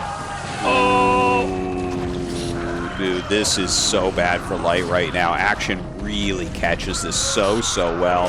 He flies over an Overlord, and Action is there, ready to try to stop it. Now, he does get some Marines out behind this mineral line, and he's actually gunning down some drones. Definitely, though, Action is like cleaning it up pretty well, considering how much money Light put into that. You know, Action might just be moving on, man. I mean, this is really bad for the Terran. Man. He realizing that, in fact, Lings can beat Marines under Dark Swarm. He decides to send his Lings over there. Yeah, we do have the 3rd base, by the way, here for Light up as well. Oh, that's good at least, and that does give him a 3rd gas.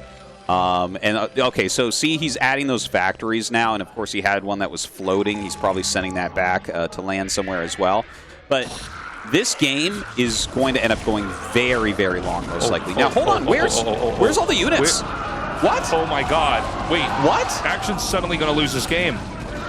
Dude, what am I even looking at? He evacuated every lurker from this base? I mean, thank God he did that, right? Like, okay, so he's going for basically an all-in from here. He's gathered all of his units together, and honestly, he'll probably win with this. That's a lot of Hydra Lurker Defiler. And if you get up onto the production, that's going to be game. We'll see. Well, I mean, he did wipe out all those Marines over there. The Hydra Lurker's just continuing to come forward. And, I mean, all he has to do is, you know, get 1 Dark Swarm up here. I feel like this is exactly what's going to happen. The Marines are going to try to move out. The Hydras come a little bit further in. 1 Dark Swarm's down. I think 1 more, and he should be in range of the depots. Another one after that. Oh, my God, and the Plague, too. When they're plagued, the Hydras can just one-shot the Marines. It's crazy. Yeah, he's almost there right now. You know, losing that base was, I don't like it, but he removed all of his units purposefully for this push. So Action is kind of all in here. He's got to make this work, and it is working. Light GG's. Oh my God, dude! that Action, is crazy. Action wins this absolutely wild group with 2 absolutely wild games. Man, that was so weird. What a weird game. I think that, you know, there could have been a better job there from Light to be ready to basically deal with that. But also, I think that Light should have pulled away with his 4 drop ships once he started to realize there was like 3 or 4 hydras and lurkers there. Like, it's not going to work. Scourge too, because that's where the just in case you guys are confused, that's what's happening, is that he lost so much supply that Action's like, oh, I'm just going to take everything and try to dive bomb your natural. And if you lose that, you lose the game, because your main should be mined out. Yeah, that particular push is really hard to stop with SK Terran. Like when they just go 3 base complete all in, and it takes a minute for you to realize, because they move out at about the same time they would normally try to take a 4th. So it's a tough one. And Action advances. Dude, this is the Zerg season, isn't it? Zergs are really absolutely killing. We may end up with a very weird round of 16 with just a lot of ZVZs. I don't know, man. Yeah. Well, I mean, that's that. Light is not eliminated. He's in the final match, but we are going to be eliminating somebody next. But before we talk about that, this is so funny that we're just going to highlight this. Now, watch the infantry that are directly south of the screenshot. So there's like a line of infantry. This one lurker burrows, and it actually kills like everything. Ooh. Yeah, that's painful. That is it must have gotten like, I think 10 infantry units. Now, I don't think that he wins anyways there. Like, we can rewatch this final push, but I almost feel like the more important part of the game was when he committed with the 4 drop ships. Yes, I definitely that's agree why with you. this wins. They're showing that. Yeah, they're showing this final push, but like the 4 dropship play is more against a Zerg working on economy. And the thing is, it's extremely like I literally lost this exact strategy last night, and like from a much lower ranked player. It's just it's really hard to figure out. Are they going for more bases and just moving out late, or are they taking this all-in approach, right? And the all-in approach is super strong. It's got so much health in it. You know, they plow forward into you, and to break all that with Marine Medic is tough. Well, up next, we've got a ZVP here. Oh, hold on. First, we have an interview. Sorry, I don't know how this show works, guys. I just work here. Let's go to that interview now. We have our first player advancing to round of 16 from Group D. It is going to be Action, taking the first place of Group D to go to the round of 16. Congratulations. Thank you. This is your 4th consecutive advancement to the round 16 Action. In both of the 2 matches today, we got to see some phenomenal games. And how does it feel to get first place in your group? Well, my preparation was quite rough, but whenever my round of 24 is difficult, my other rounds become easier, so I'm kind of like happy about that as well. So generally, I'm really happy with my advancement today. Well, it appeared that everything went according to your plan today, Action. So let's talk about the ZVZ against Effort. In ZVZ, we got to see a very rare game, which is going to be late game Hive. So I guess we were kind of confused about this. Well, I kind of anticipated Effort to come up with a very unique build. And the build he had planned out was a build that counters the 9-drone spawning pool. And it was a good build, and I kind of found it quite difficult to cope with, but later I was able to gain the win, which I'm really fortunate about. That's right, you had the Zerglings, you had the Mutalisks in the early game to gain a huge lead, but then after he destroyed your 1 o'clock expansion to come back. So what was that about? I thought he was going to offer the Devourers, but he didn't go for Devourers. And for me at the time, I had the Devourers in mind, and that's why I opted for the 1 o'clock expansion. But then things kind of started not going my way. 이길 것 같았어요. But I still had a feeling I win because my upgrades were done well. That's right, after a long ZVZ match, we were able to gain the win. And now to talk about the match against Light. He's a phenomenal TVZ player, but the best of one rule was maybe in your favor.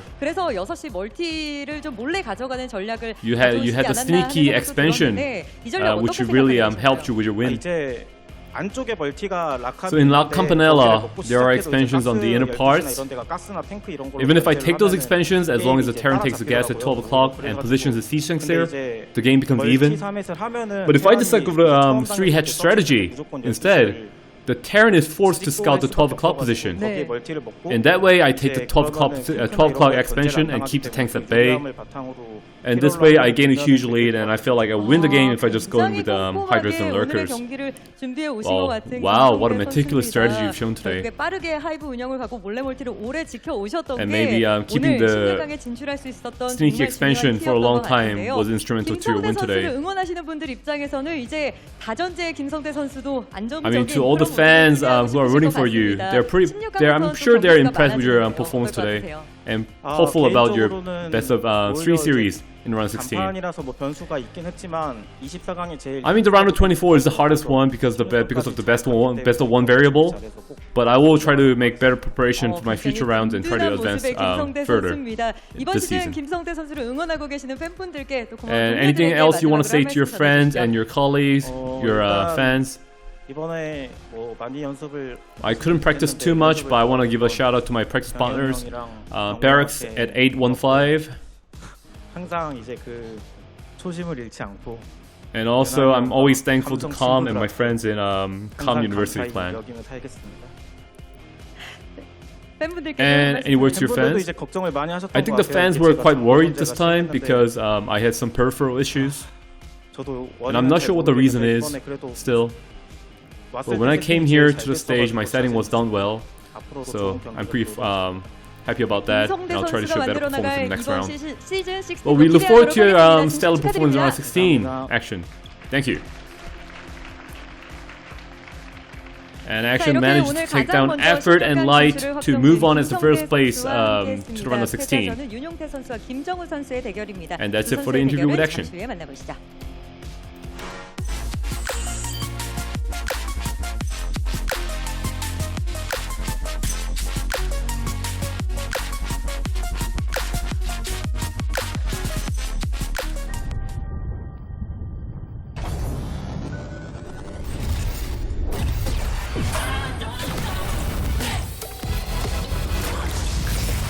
우주급 텐션 최고의 토킹 핫식스 토킹.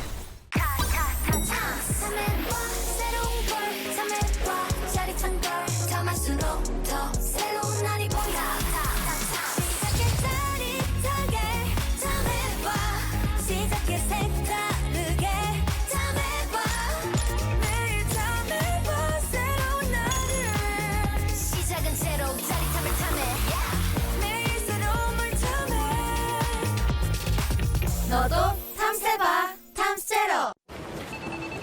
똑같은 하루에서 답답함을 빼면 더 청량해질 거야. 제로처럼.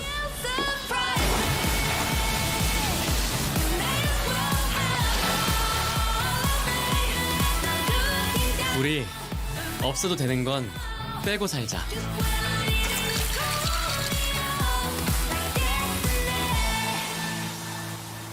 칠성사이다 제로.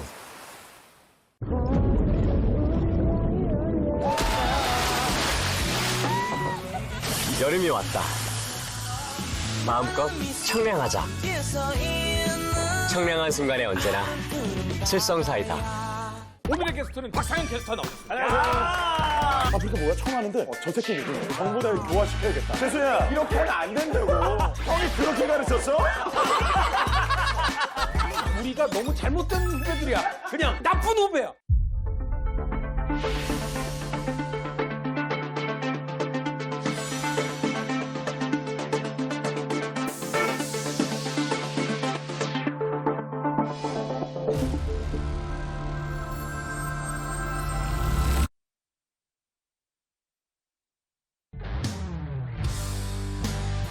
What's up, everybody? We are back here, and we're ready to eliminate one of these two players.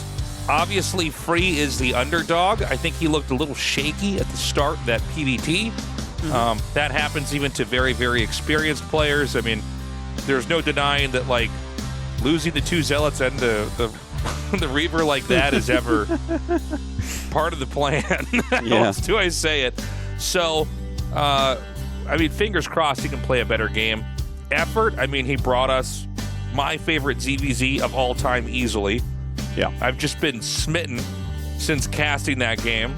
I mean, we have so many ZVZs. Look, we all get it. ZVZ, I mean, sometimes it just falls on its face, right? Sometimes, like, you know, one guy loses a couple drones and the Lings, there's more Lings for this guy or there's more mutas for that guy. And to have a game like that's really exciting.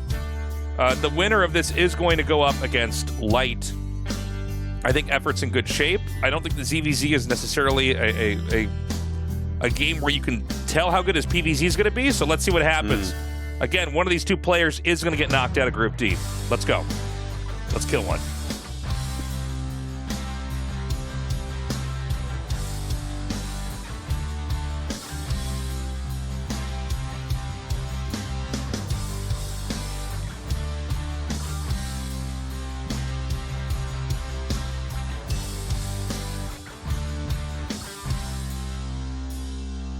All right, we've got Free here in the top right.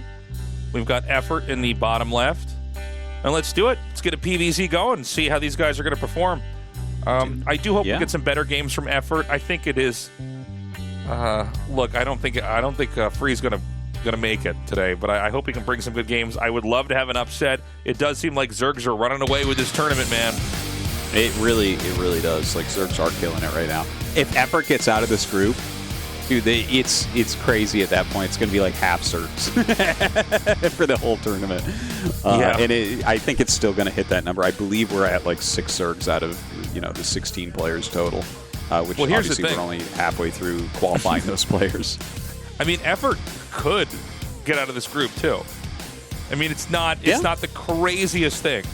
Sure. And we still have more Zergs coming. Am I right? Yeah, there's more Zergs ENF, right? There's more groups. Zergs. Okay. Absolutely. Yeah. So, I mean, a lot of Zergs qualify. They're doing very well. You know, looking at this particular match, I mean, Free made some mistakes against Light. There's no question. But Light is such a methodical TVP player. I think just between his mechanics and his knowledge, he's incredibly daunting to play against. And as soon as you make any mistakes, it feels almost unwinnable against him. Here's another thing. I have always really highly valued Free's Protoss Berserk. Like, back in the days of the Six Dragons, I always thought that he was, like, maybe the best after Pisu in this matchup.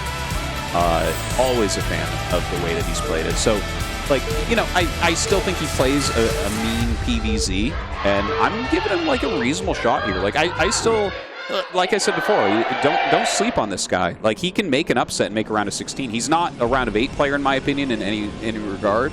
Like, I think if he makes a round of 16, he'll be an early pick for other people. But, like, he's a player that I'd say, like, you know, maybe a third the time he should be in the round of 16.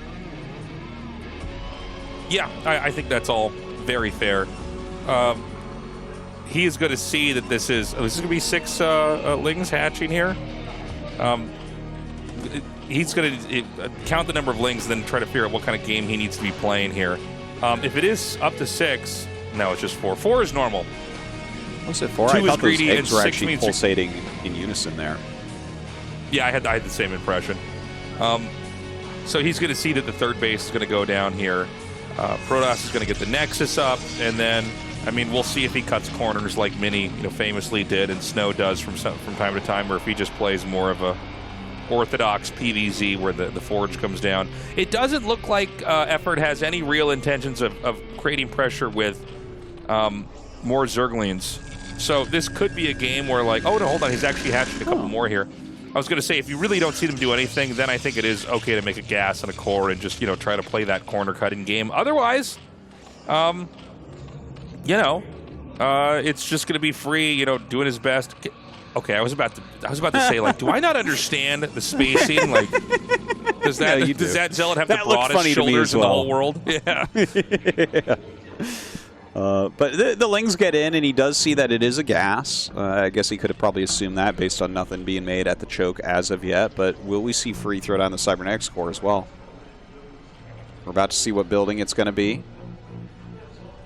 The suspense is killing I think it was me. a Forge, right? Yeah, it was a Forge. Yeah.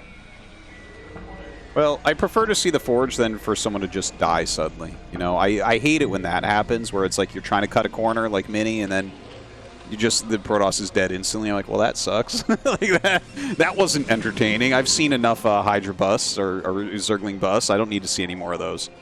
Oh, does the core back there actually block that in? Okay, I just learned something. Because, you know, if you put a pylon behind your minerals, it doesn't block the Zerglings, but it blocks the Zealots. Really? So it's actually worse for you. Yeah, but the core, at least if it's touching the right side of the map, completely blocks that off. That's actually... I know this sounds like really, really specific, and like, why would I care about that? But that's huge for just controlling Lings running around in your base. By the way, It is going to be a Hydra Den.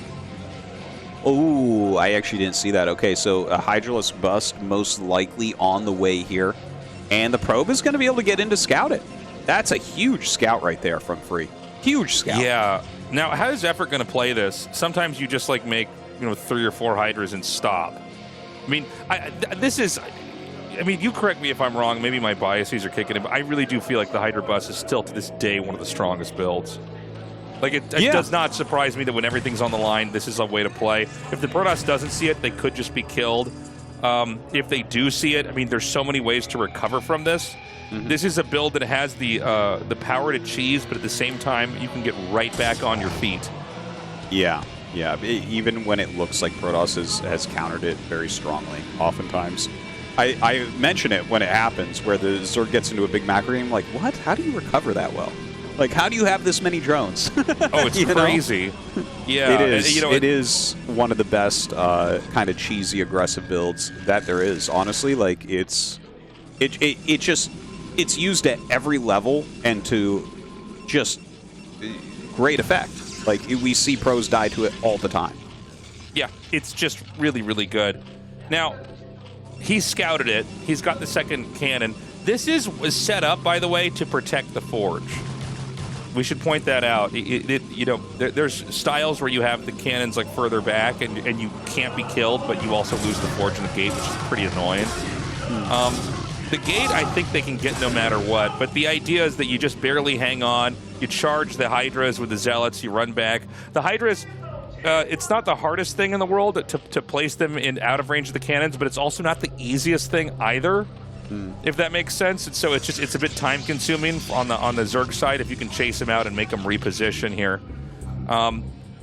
And yeah, I mean, if he can get Zealot charge out in time, which I imagine it has to be being upgraded right now, generally you have just enough shields and just enough HP on the Hydras to kind of jump them over and over again and run right back. And so, I mean, I think this is not bad here for Free. The gateway's killed, and so this is where the Zealots can run out and try to save this. You want to try to buy as much time as possible before you force it. Oh, he's got to go, Tasteless. How close is this? Oh, heartbreaker. But you know what? I respect the decision. When they run out late and lose it, but also are taking damage on those Zealots, I don't like that. But look, he's got a lot of Zealots. He waited for his legs. He said, you know what, the +1 is not as important. It's good, but the legs are important, and having a lot of Zealots are important. So let's see if Free can get something done with this. Maybe this turns into a really smart move that he made. Yeah, I want to see... I don't know if they'll show it to us, but I hope production actually shows us how close that was, because that must have been close, because it was like spinning until the last second. Yeah, I think it looked like Free thought there was some chance that it might have finished, but yeah, maybe it was within a couple seconds, especially considering how close legs finish, because legs and +1 generally finish around the same time. But he's gone double Forge in the main to kind of make up for that, so he will catch up on upgrades. It's just going to be a couple of minutes. A couple Zealots run in past these Hydras, and Lings are going to block them, so probably not too much damage here. They do end up getting a drone, a second drone as well, not too bad. Okay, yeah, honestly, not bad. For a second, I thought that Zealot was going to be able to get behind there. I'm like, what? I didn't know that about this map. So the Hydras are on the move. I mean, you know, this is always, as you could say, like a skill check of some sort when you come out with the first wave of Zealots. It's like, were you being too greedy? Can I force you to make sunken colonies? You need at least 4 cannons back at home for this part of the game, where it's right in between Templars and Psystorm being done. Yeah. And we only have 3, and I would actually be a little bit worried. You can die. This is a weird part of the game where you can just die.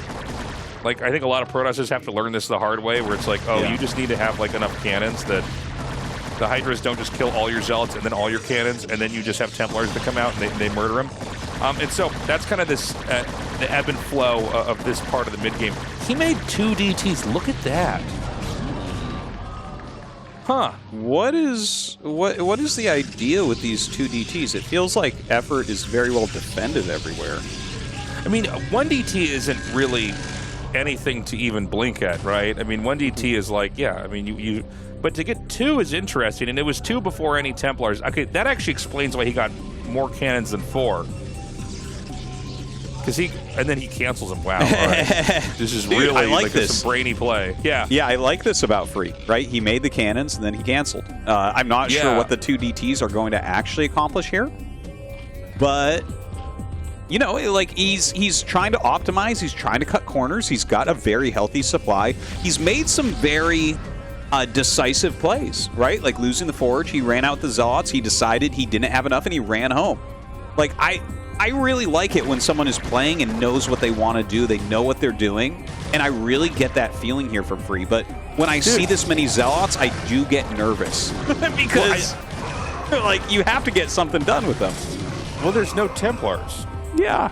Like, well, High Templars, I mean. Like, what are we doing? I just saw 4 more Zealots come down. Surely he has to have Templars of high status. Yeah, Dark Templars are not as high status there. No spells to be cast, although I wouldn't mind a Dark Archon. That would be amazing. We've been talking a lot about that lately. Has a decent amount of Corsairs here to actually deal with that little amount of Mutalisks that come out. But this very Zealot-heavy army, I worry because there's already lurkers here. Huh? What is he doing? Who? What, you can't just only make Zealots. Well, we're going to see about that, Tasteless. I can't believe what I'm looking at here. Right? It is a little bit peculiar. Look at how many Zealots he has. Okay, he does have a couple High Templars, but he has like 20+ Zealots right now. It's so many. Why does he have so many Zealots, though? I mean, this... Somebody correct me if I'm wrong here, but I can tell you this does not look normal.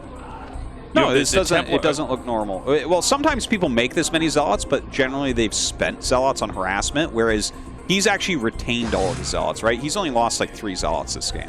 He's going to DT drop the island. Oh, okay. That's pretty cool. Yeah, and these islands, by the way, on La Campanella, there's a smaller mineral patch of the natural that you mine out, so you actually do have a path after a few minutes to go back there. So he is going to be able to go up here and try to stop these DTs. But yeah, the double DT drop actually doing fantastically. The Corsairs zoning out any Overlords, and he's going to get just a straight-up kill on this hatch. Okay, this is pretty big. He's going to kill the Scourge and then the Overlords. He could even come back with the... Oh, well, he's actually just going to go on a run here. He's going to go on a killing spree here versus these Overlords, and I think the DTs are still killing Hydras. Okay, they were just picked off, but, like, there's a lot of Hydras killed off here. Tasteless, I think I understand now. You got Corsairs with +1, 2 DTs, and a quick Robo for that drop. The question is, Tasteless, why don't you make this many Zealots? I guess that is the question. I guess that's where all of his gas went. So the only thing he has left is minerals. Yeah, and honestly. No, you actually solved it. That is correct. I guess he knew that the island would be just defenseless enough. He can make 2 DTs to control the map and, you know, take out Zerglings or whatever else, and then just fill it in later with the Hydralisks. And it worked. I mean, it looks really good. He's up 50 supply right now. It's 3 race versus 3. He's taking his 4th base at the same time as Effort's retaking his 4th base. Like, honestly, I'm looking at this game and everything looks pretty fantastic for Free. I think he's like, this is... I haven't seen a PvZ that's looked like this, but doesn't it look like he's killing it right now? Yeah, no, he's definitely showing this like really deep understanding of what he needs to do. Oh my God, he saved the shuttle. Beautifully done. Wow. Yeah, this is smart because I guess he just understood that Zerg is always going to take this island base. Like, if I look at this map, you know, from the place I'm at, I would be afraid of like a Zerg that tries to do that kind of turtley style where they like take another natural and then defend there. But is 3 Zealots going to be enough? Well, it might be enough for him to at least utilize his Corsairs a little bit, I guess. Like, they tank some damage. He's going to take out these Mutalisks. And, in fact, going to be able to take out some Overlords as well. A lot of Dragoons being added in. He has Observers now. It's a gigantic army. He's up 60 supply right now. And his 4th base is finishing. Yeah. This is some wildly strong play from Free. You can see that Effort is, like, very uncomfortable on the map. Like, the Protoss is sort of just running around, dominating. I actually think he might be able to just push into the natural. Am I wrong about this? I don't know how many lurkers are there to defend. Certainly not that base down there. That's way too bottleneckish. But it's like 4 lurkers up here. Yeah, well, he's throwing down the storms. Obviously, the dark swarms are very, very annoying. And, you know, if you're a good Zerg like Effort, you can be in a bad position and get to Defilers against Protoss and kind of grind like you do against Terran, right? Like, you have some potential there. But Free is playing it really smart. He's already on 4 gases. So I feel like even a player of Effort's caliber here is going to have a really hard time getting back into this game. Yeah. I mean, Effort, I think, is going to be in trouble. Luckily, he does have the bottom right. That makes a big difference. We are going to go into Reaver Tech as well. He's had the center left, but like he's not even really mining from it yet. Like he's not really reaping the benefits of that, at least for now. The map control is basically going to Free, who's just able to roam, you know, at will. We have, he's upgrading something at the Cybernetics core. Oh, maybe that's Dragoon range. Maybe he didn't get it yet. I thought he would have had it done by now. Yeah, you're probably right. Well, it has to be what it is. You wouldn't be getting air armor, and he doesn't have a fleet beacon, so it has to be Dragoon range. So definitely late on that. Definitely. That's hilarious that we're at 16 minutes with 4 gases. He's just getting it down. But you know what? He's got great upgrades from those forges. He must have 2-2 done right now. Yeah. Effort actually has good upgrades, and Effort has kind of snuck that bottom right with a Nidus. So this could turn into a really epic macro game from here if Effort can just survive for another couple minutes. You know, the thing is, Effort, what he's got to deal with is the fact that the Protoss is getting so big, and that Effort isn't in any position to like try to drop over here, and then, well, maybe I was supposed to assume maybe he will drop with that, but yeah, I mean, he's not in a position where he can really easily harass. Now we've got these Zealot bombs coming in here, taking out the Lings and everything else. Is he playing PvT right now against Effort? Like he's mass just speed Zealots shuttle and Templars dropping. Dude, this is really cool. I have to. This is the best night so far this season for sure. Like these games are out of control. I'm loving this completely different style we're seeing from Free right now. The fact that Effort has gotten up into Defiler really makes me question. You know, like normally you'll see a game that's played this well from a Protoss player, you'd be like, well, this Zerg is dead. But it does feel like Effort's given himself an opportunity here, right? He's got the 5 bases, he's got the right tech, and like maybe he starts to come back. I mean, these are great storm drops. This always looked like it was a position that the Zerg was going to be doomed to just trying to take, because you can actually storm drop it from just like controlling the center of the map. Now with Protoss expanding, by the way, like right by the Zerg in the bottom right, they're kind of expanding into each other. This makes the center right island base much harder to just drop outright. Like we were talking about earlier, you know, all those Overlords down there in the bottom right for Effort. Sometimes one expansion just being in the way of another makes Overlord drops at the other base impossible.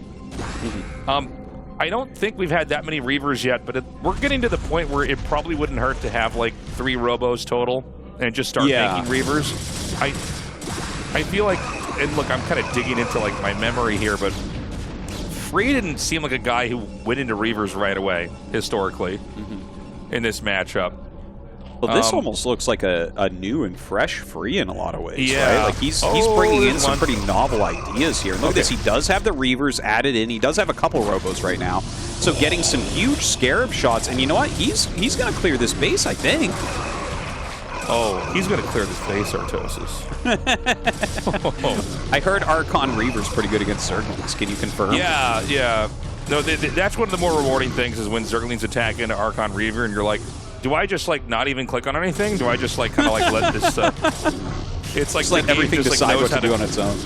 yeah. It's like let things decide on their own. Like I should just, you know. And then we have a small push coming down here.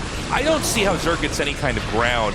There's a lot of lurkers out. Is there actually an observer with this? There is. There's one just in the back. That's probably the only weak point, but you know, isn't that always the weak point of Protoss in a PvZ is the observer?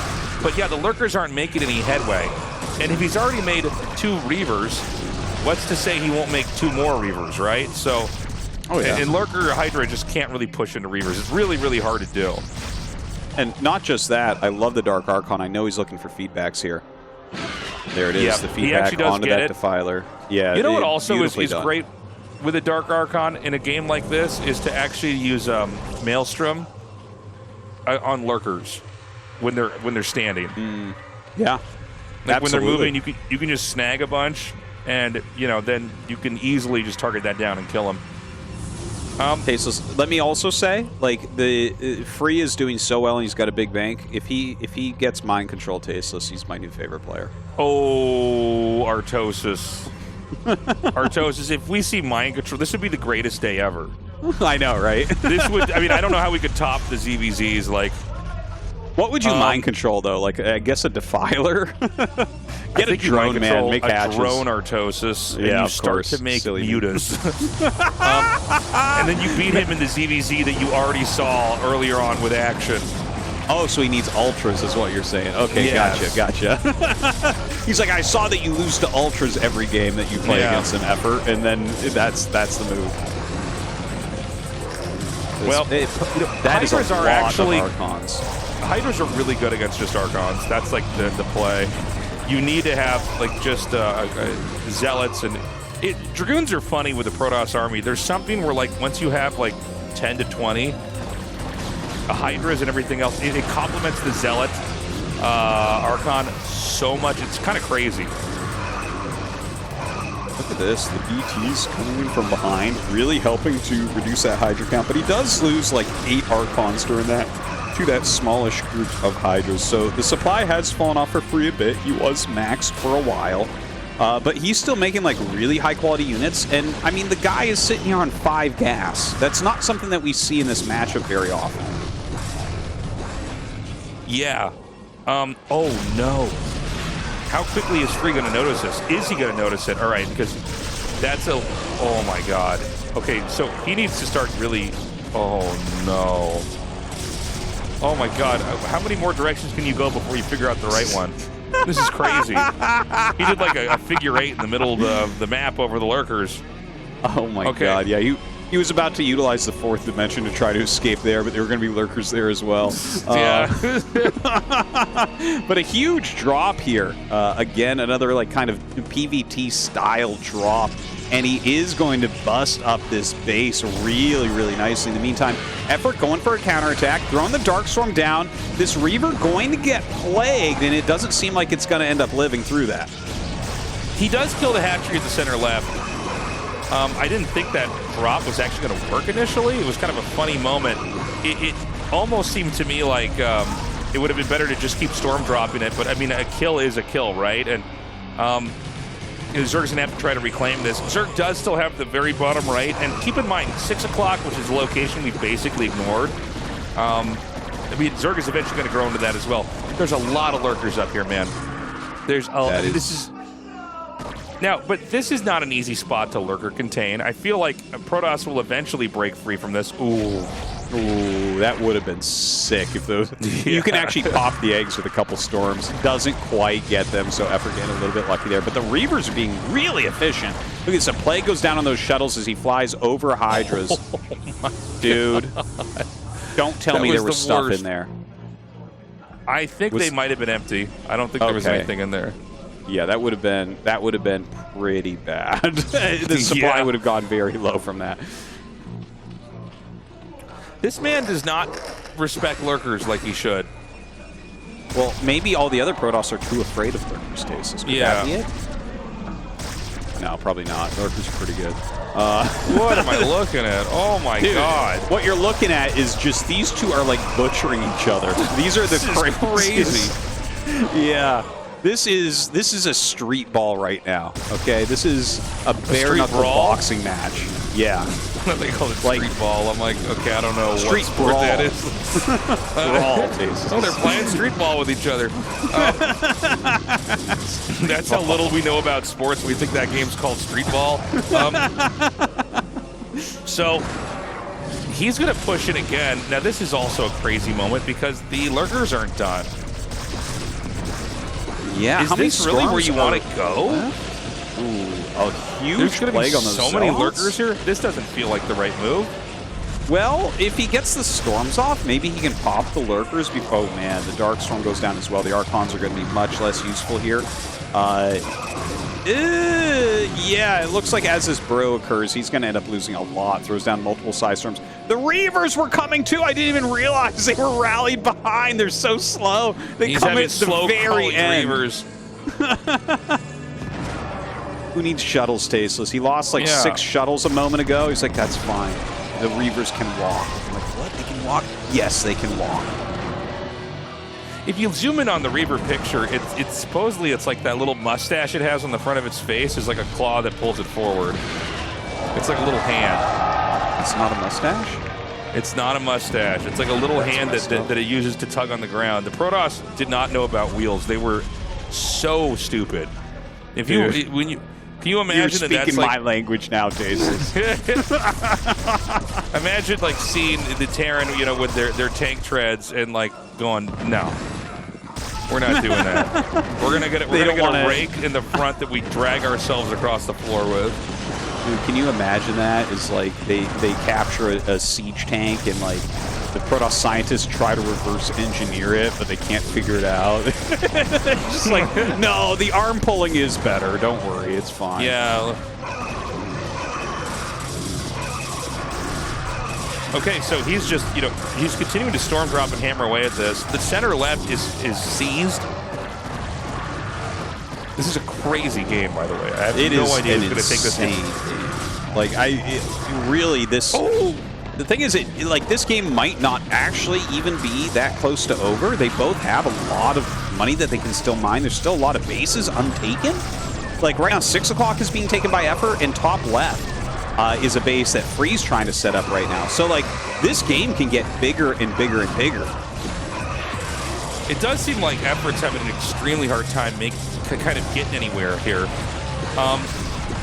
Now, remember that if Protoss could grow into the upper left, I mean, that's been an untapped location. That's the one quadrant on the map that really hasn't been messed with at all.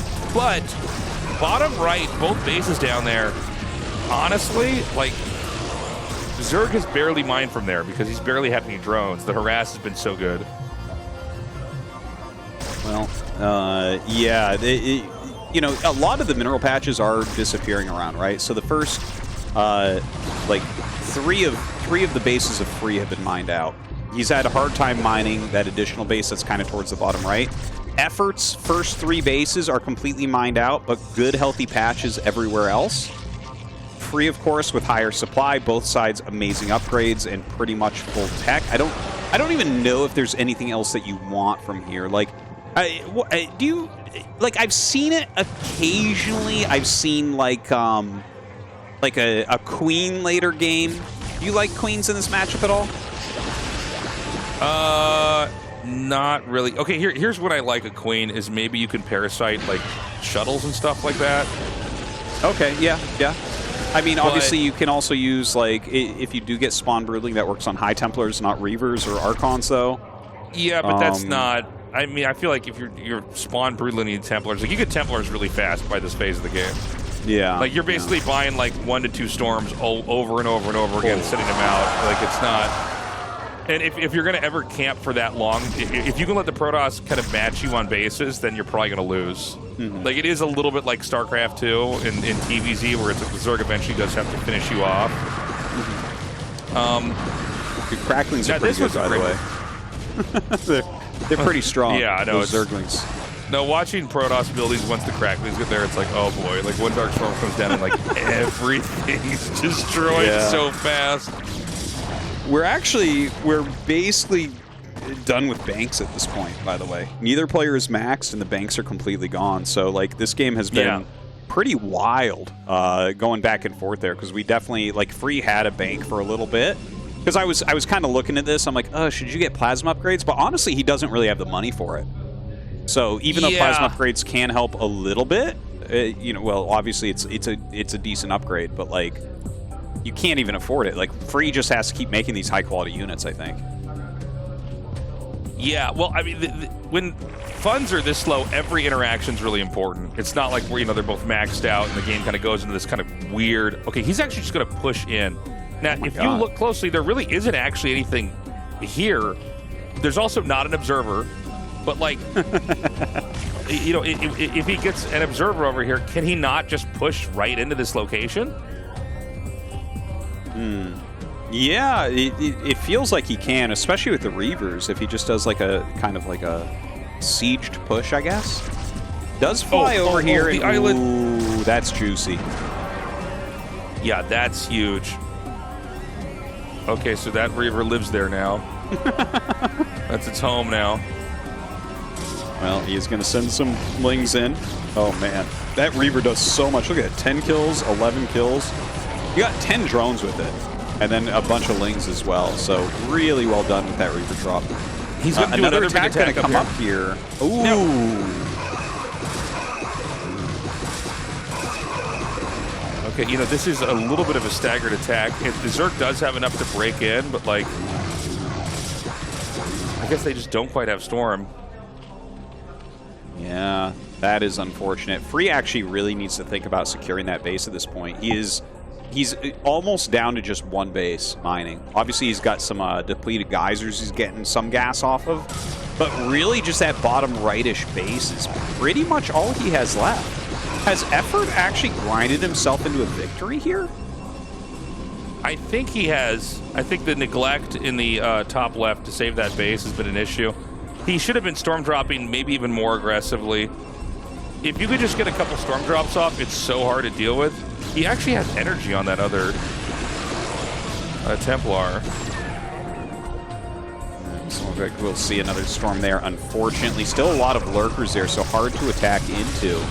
So it does feel like Free needs to make a very big move here. I think if he can kill one other base, I think he's still going to be all right. But if he doesn't, I think Effort's just going to run away with it. Well, the issue, too, is that there's so many minerals at the two bottom right bases. We're still, you know, a long way away. I honestly, in that moment where it looked like the Protoss could have pushed in had he had observers, that could have been a game that maybe he would have won from. He can keep storm dropping center left, and all you have to do is this. You just keep making shuttles, like the Robo is making shuttles the whole game, and you just keep storm dropping because it's such a headache for the Zerg to remake all of their drones. That's the play. That's it right there. Gets a decent amount there, but still actually a fair amount of drones out here. Oh my god, some more storm drops here at that natural expansion. One storm left, so going to want to spend that ASAP. Oh, okay, I was going to say, he keeps not spending his second storms. But yeah, that's the idea, is it's like Robo, Templar. You just keep throwing it in over and over. See, he's just going to do another one. Because you can outmaneuver Scourge. It's not the easiest thing to do, but it's also, you know, it's not that hard to do. Look at this. The last... Oh, that's so annoying.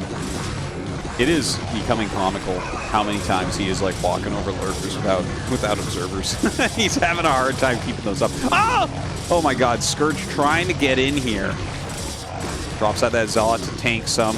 Nice Ice Storm goes down. Oh, it feels like he's just barely missing some of these storms that would destroy these drones. Oh, he should be storming there. Now, Effort is being really smart. He knows that, like, actually, the truth is that if you're going to be storm dropping this much, it's hard to keep observers around as well, unless you get multiple robos. And I still don't.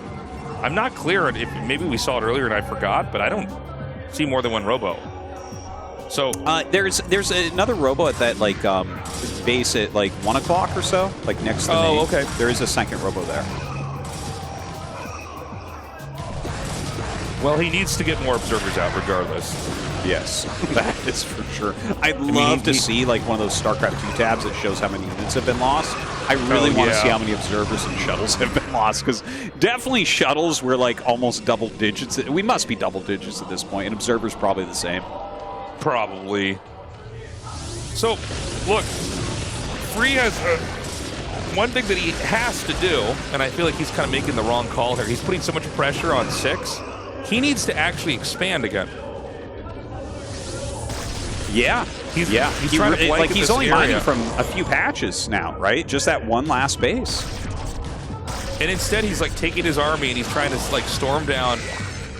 Oh my God! Oh my God!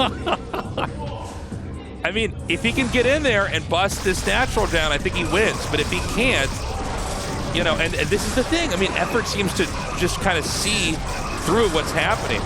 Is he going to kill his own observer? No, somehow that's just out of range. That really looked like it was going to, but oh man, he's just about out of this game. I don't think he had the stamina. You know, it wasn't quite played right. I mean, there's just what? There's too many lurkers here, and these are all plagued zealots. He's going to leave the game after all his zealots die. Yeah. There's no observer here.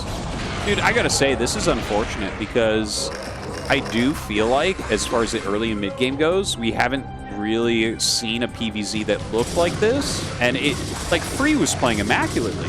Like, you could have told me that was Mini, and I'd be like, yeah, absolutely. You know?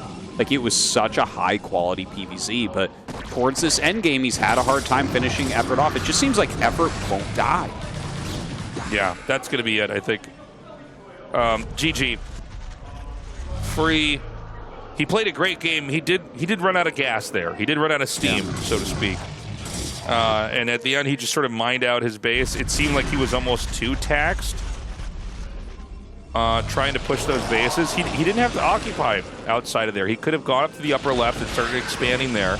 If you have Zealot Archon protecting a base, you can't get like Lurkerling Dark Swarmed. They're going to be fine. And I think he knows that. It's one of those games where it's like, oh, I think his thought process wasn't fluid enough. He did a good job storming, killing workers, but Effort at the end of the day, he survived. And he's going to go up against Light now. Wow. That's quite... I wasn't even thinking about that because this PvZ was so good. But yeah, Light versus Effort is going to be an awesome, awesome, awesome match. I'm really hoping Effort can put out some high-quality games like he already has. Like, he did such a good job against Action after he got so far behind. He did such a good job against Free after he got so far behind. But how will he do against someone that puts on as much pressure all game as Light? What is with the highlights that we're picking to watch here? This is so funny. Yeah, I mean, I guess, like, I must not be the normal director today, but yeah, we're picking highlights where it's like, well, his stuff died here, but this isn't really where it went wrong, I guess. You know, it seemed like Freak was under the impression that he might be able to just all in push through the bottom right. And that, in some ways, I mean, I get it, but look at all these bases in the top left. Yeah. I mean, that's yours. And Zerg doesn't have that. And by the way, if you take that, Zerg doesn't. I mean, they can't both have the same base. So when you take that, you're denying them that. And you know, it just seemed like he was so. Yeah, go ahead. Yeah, well, he lost it to the mass cracklings, and then it got denied one time from like 2 lurkers in a small group of units, and then he just stopped trying. It's too bad because I think he could have retaken it. You're definitely right. Well, guys, we're going to have a little quick break, but when we get back here, it is going to be a TVZ. They're having fun. That whole roll girl is just having fun. They can't believe she stood up. What was I saying? Okay, when we come back, we're going to have TVZ here, Light versus Effort. See who he's rooting for. That's a Phoenix back there, rising from the ashes, Tastosis. All right, that's what I want to see, man. Let's get another Zerganet next round. We're going to go to a quick commercial break. When we come back, light versus effort to end the group.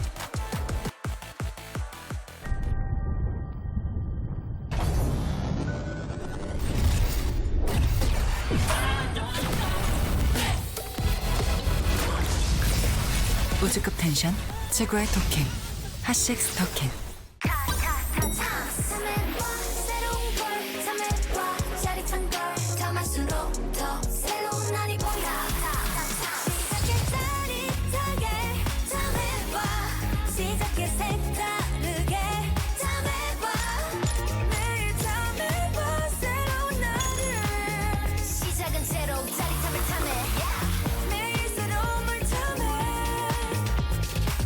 너도 탐세봐 탐세로. 똑같은 하루에서 답답함을 빼면 더 청량해질 거야. 제로처럼.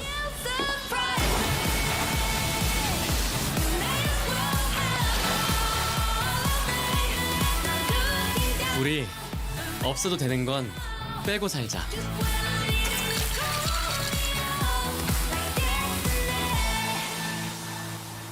칠성 사이다 제로.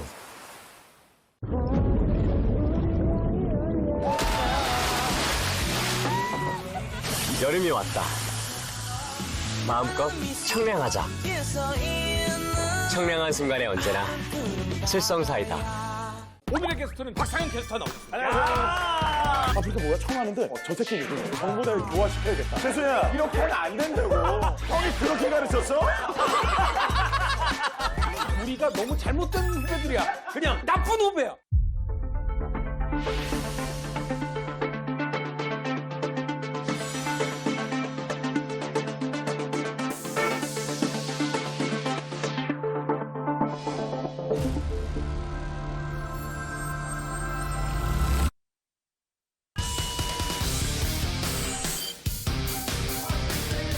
Welcome back, everybody. We were just talking about it on break. I think another Zerg's going through. I think season 16 is going down, man. But who knows? If we can get ZVZs like we already saw, I can't really be against that, can I? I mean, we have Snow now dead. He's been knocked out. And if Rain's gone. Can take it. For Terran's sake. Yeah, Rain's gone, yeah. Well, Snow's the best Protoss, right? So he's gone. Let's just get rid of Light. Let's just do it. Let's get rid of the best Terran. Let's just, you know what? This was for me, the most exciting lineup that we've had in ASL, maybe ever. Let's just have only Zergs in the next round. Then what I want to do from there is I want to get rid of the best Zergs first. I want this to be the weirdest finals. I want this to be like a Killer versus Calm finals. What? That would be awesome. Go, really? And then they never perform well again, and we go, huh? Okay. That's what I really want. Yeah. It's some funny stuff, man. Let's see what Effort's got in him. Retro is going to be our map. Light versus Effort. Sit down, girls. The games are starting.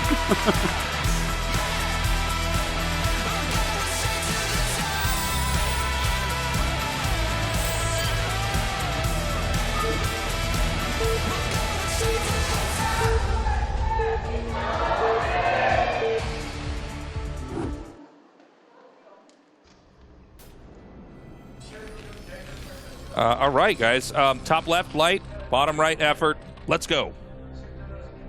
Yeah, I think it's really hard to predict what Effort's going to end up doing here. You know, Action brought out the sneakiest expansion, followed up by a very tough-to-hold all-in that is particularly good against SK Terran. You know, I don't think we'll see the same thing from Effort. I don't really consider Effort to have the same style, but not sure what we're going to see. Yeah, no, I agree with you. I don't think Effort is a very different Zerg player. I don't quite have a handle on what his ZVT is like now. ZVT has gone through some changes here. In the last couple months, we've definitely had these moments of like Hydra Lurker coming back, which is wild to me. That was not always a thing. We do have Light going with a pretty meta play of the forward racks. Okay. Well, that's a good way to open it. Forward 8 racks.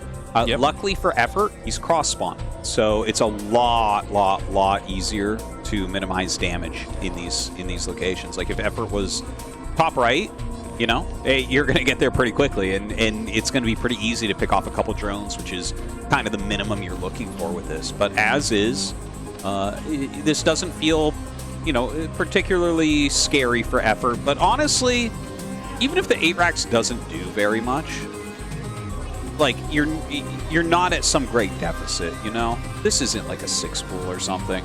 This isn't something that has to get a bunch of damage.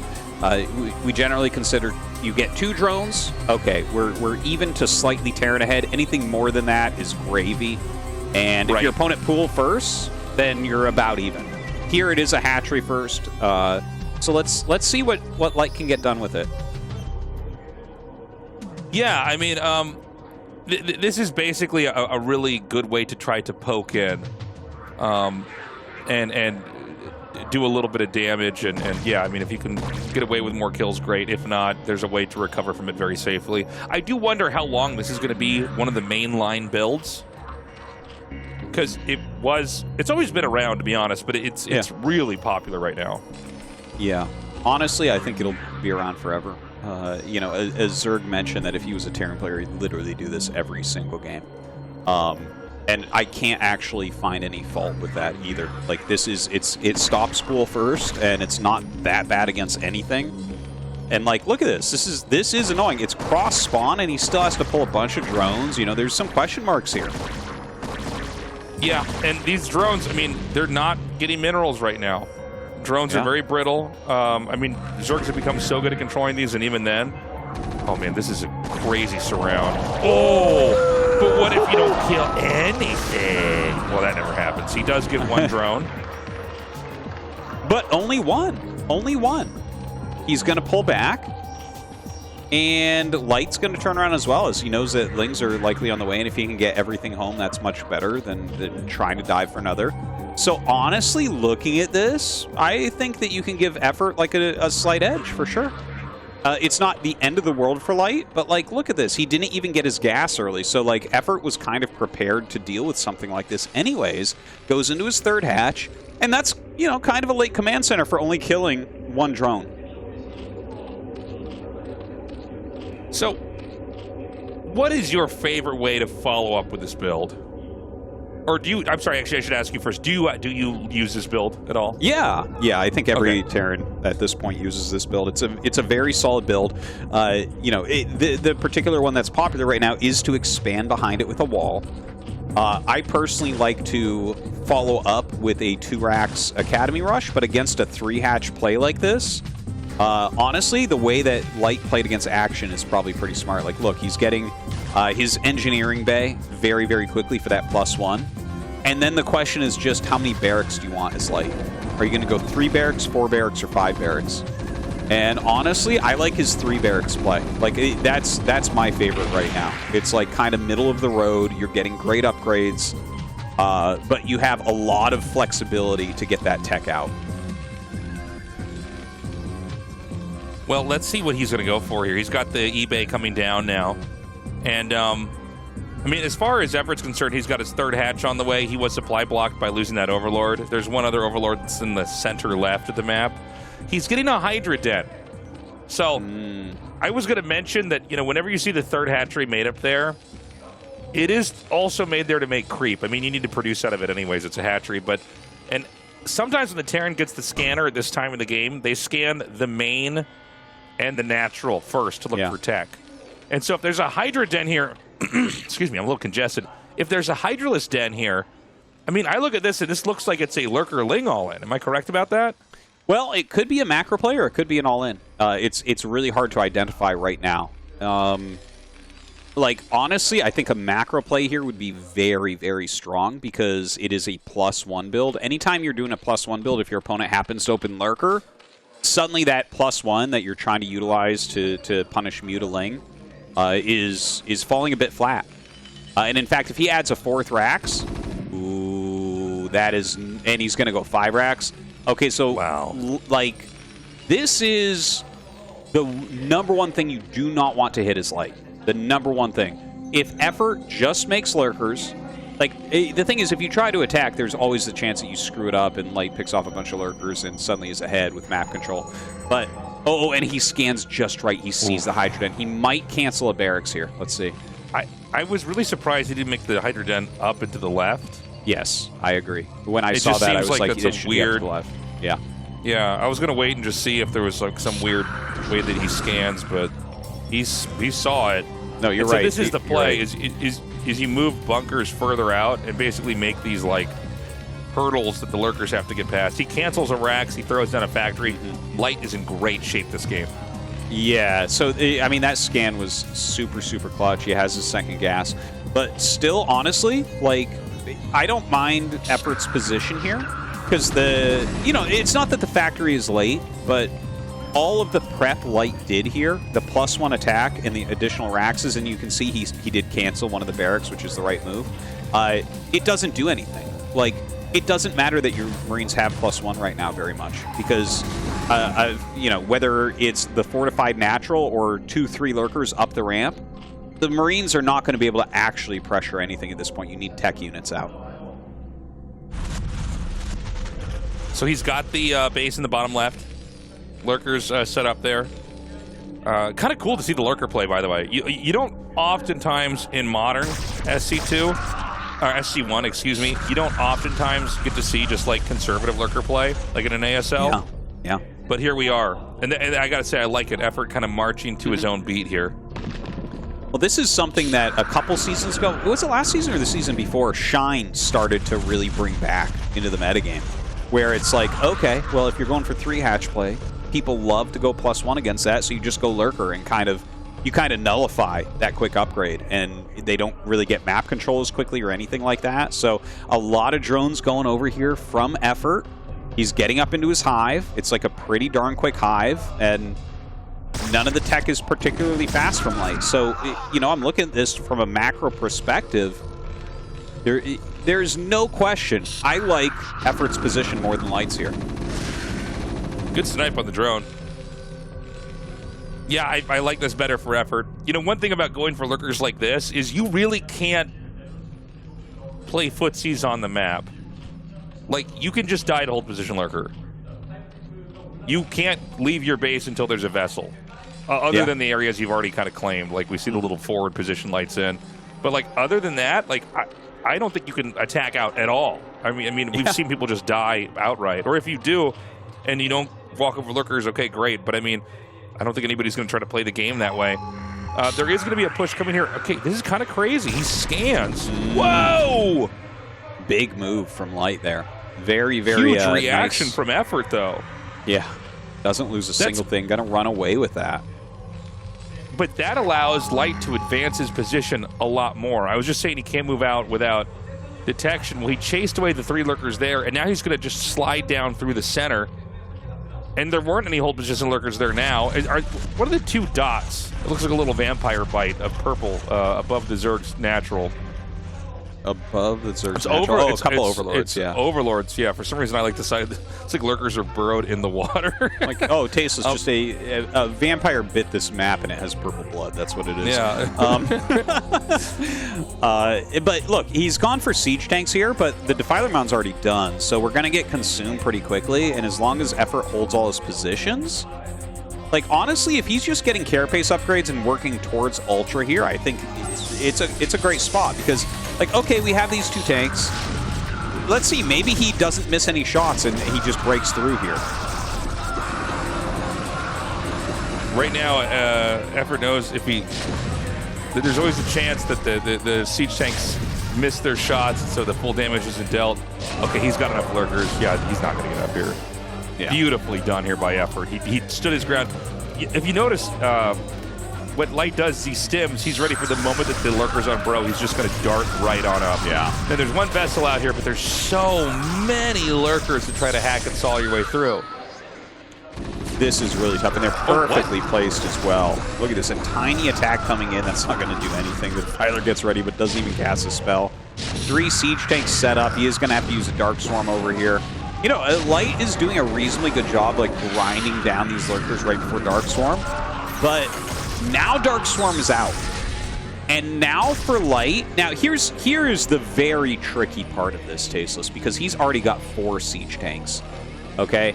Does Effort go into the very popular, like, Lurker Hydra Defiler play, or does he head towards Ultras in a more normal game plan?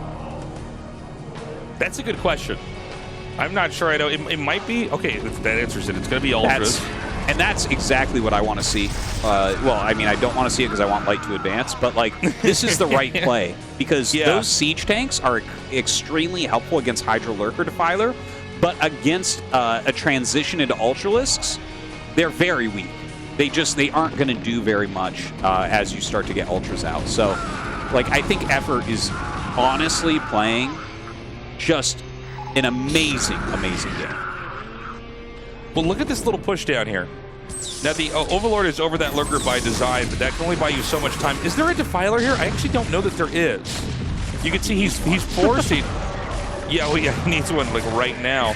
And what's really smart is that Light realizes, like, oh, okay, you're not here yet. I need to, like, really try to break this open right away. There's a counterattack of some sort, but we're not going to show it on camera yet. There it is. Oh, dude. Ooh, almost. Gonna try to run up a little bit more. And, I mean, he will make some headway there. Throws down a Dark Swarm into his own natural. Honestly, Light is getting so much done with these tanks, considering Consume's already out. It feels like Effort might be trying to do slightly too much at once. Well, Effort... If Effort can, like, keep the Dark Swarm cloud snowballing up here, I mean, he's going to get into the natural. Keep in mind, I think 12 o'clock is pretty much naked.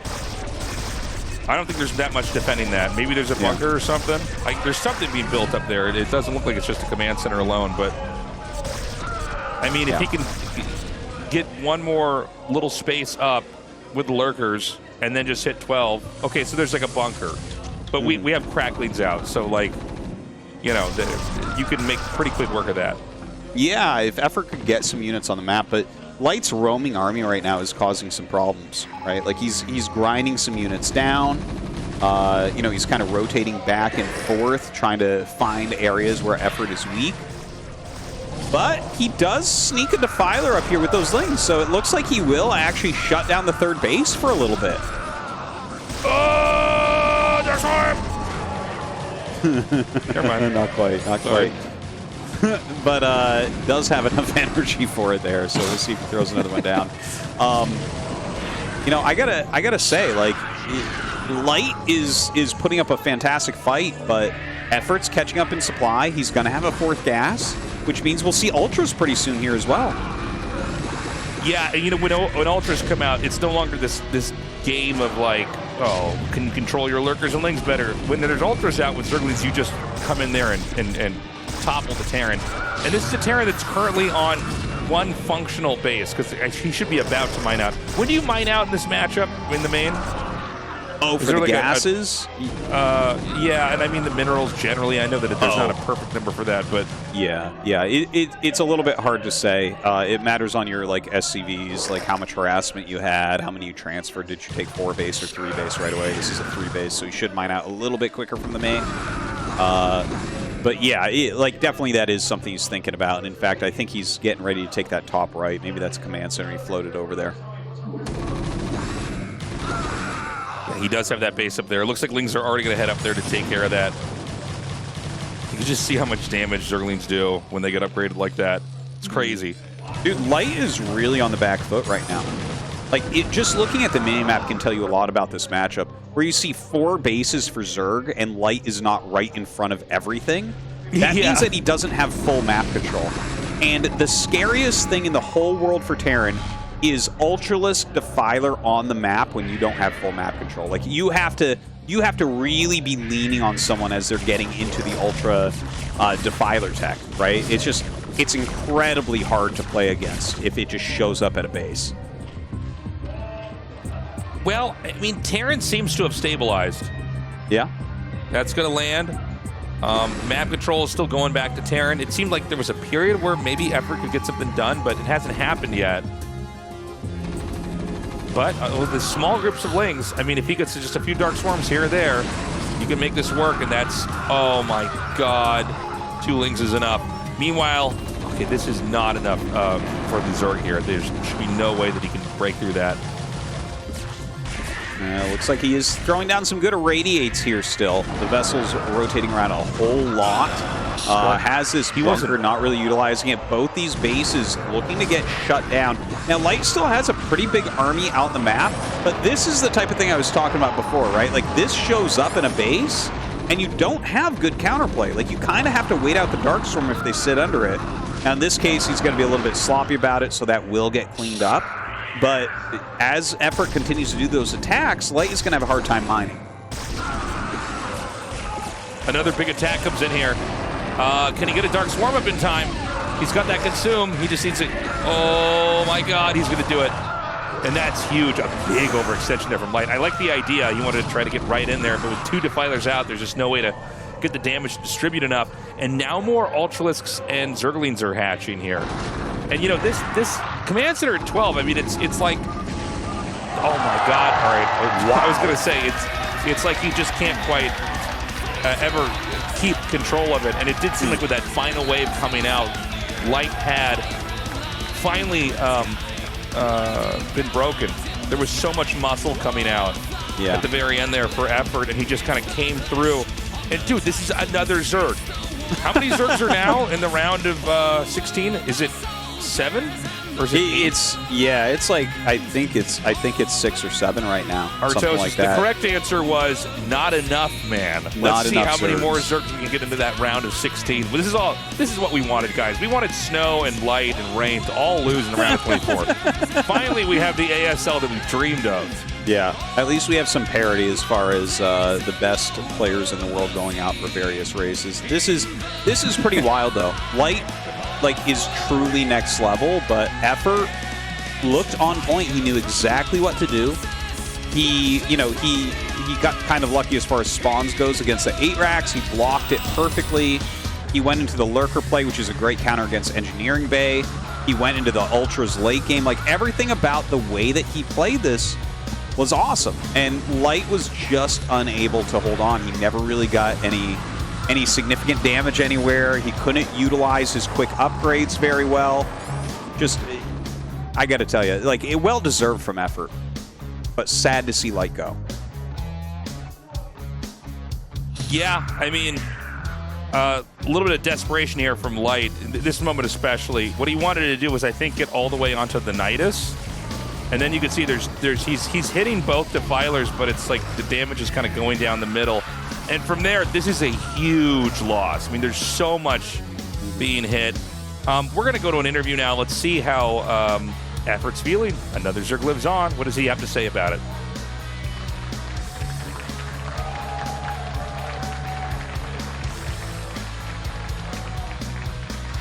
We have our second winner of the Ro.24 Group D. It is going to be Effort, the Zerg player who is back in ASL after a long time, going to the round of 16.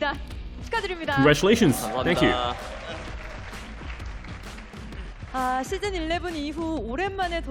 11, this is your first match in ASL. I'm sure you had a lot of pressure. I'm sure you had a lot of nervousness coming in here. But in front of this huge crowd, you gain a statement win and then prove that you're still strong and that you're still capable of playing in ASL. What do you think about today's match? Well, you know, in my pre-match interview, I told everyone that I'm gonna take it easy today. But things didn't go as I intended. I had to try hard until the very end. But I think I still tried very hard within my capabilities. And Effort, you had to play 3 matches today. Your first match against Action, your second match, your loser's match against Free, and the final match against Light.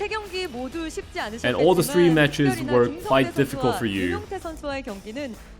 But the matches against Action and Free were extremely difficult for you. So, what do you think about those 2? Well, you know, I was quite nervous playing in a LAN tournament after such a long time. My settings were not satisfactory. But even in the final match, I anticipated that Action would come to the final match, but instead it was Light, which was quite unexpected. But at the end of the day, I was fortunate to win.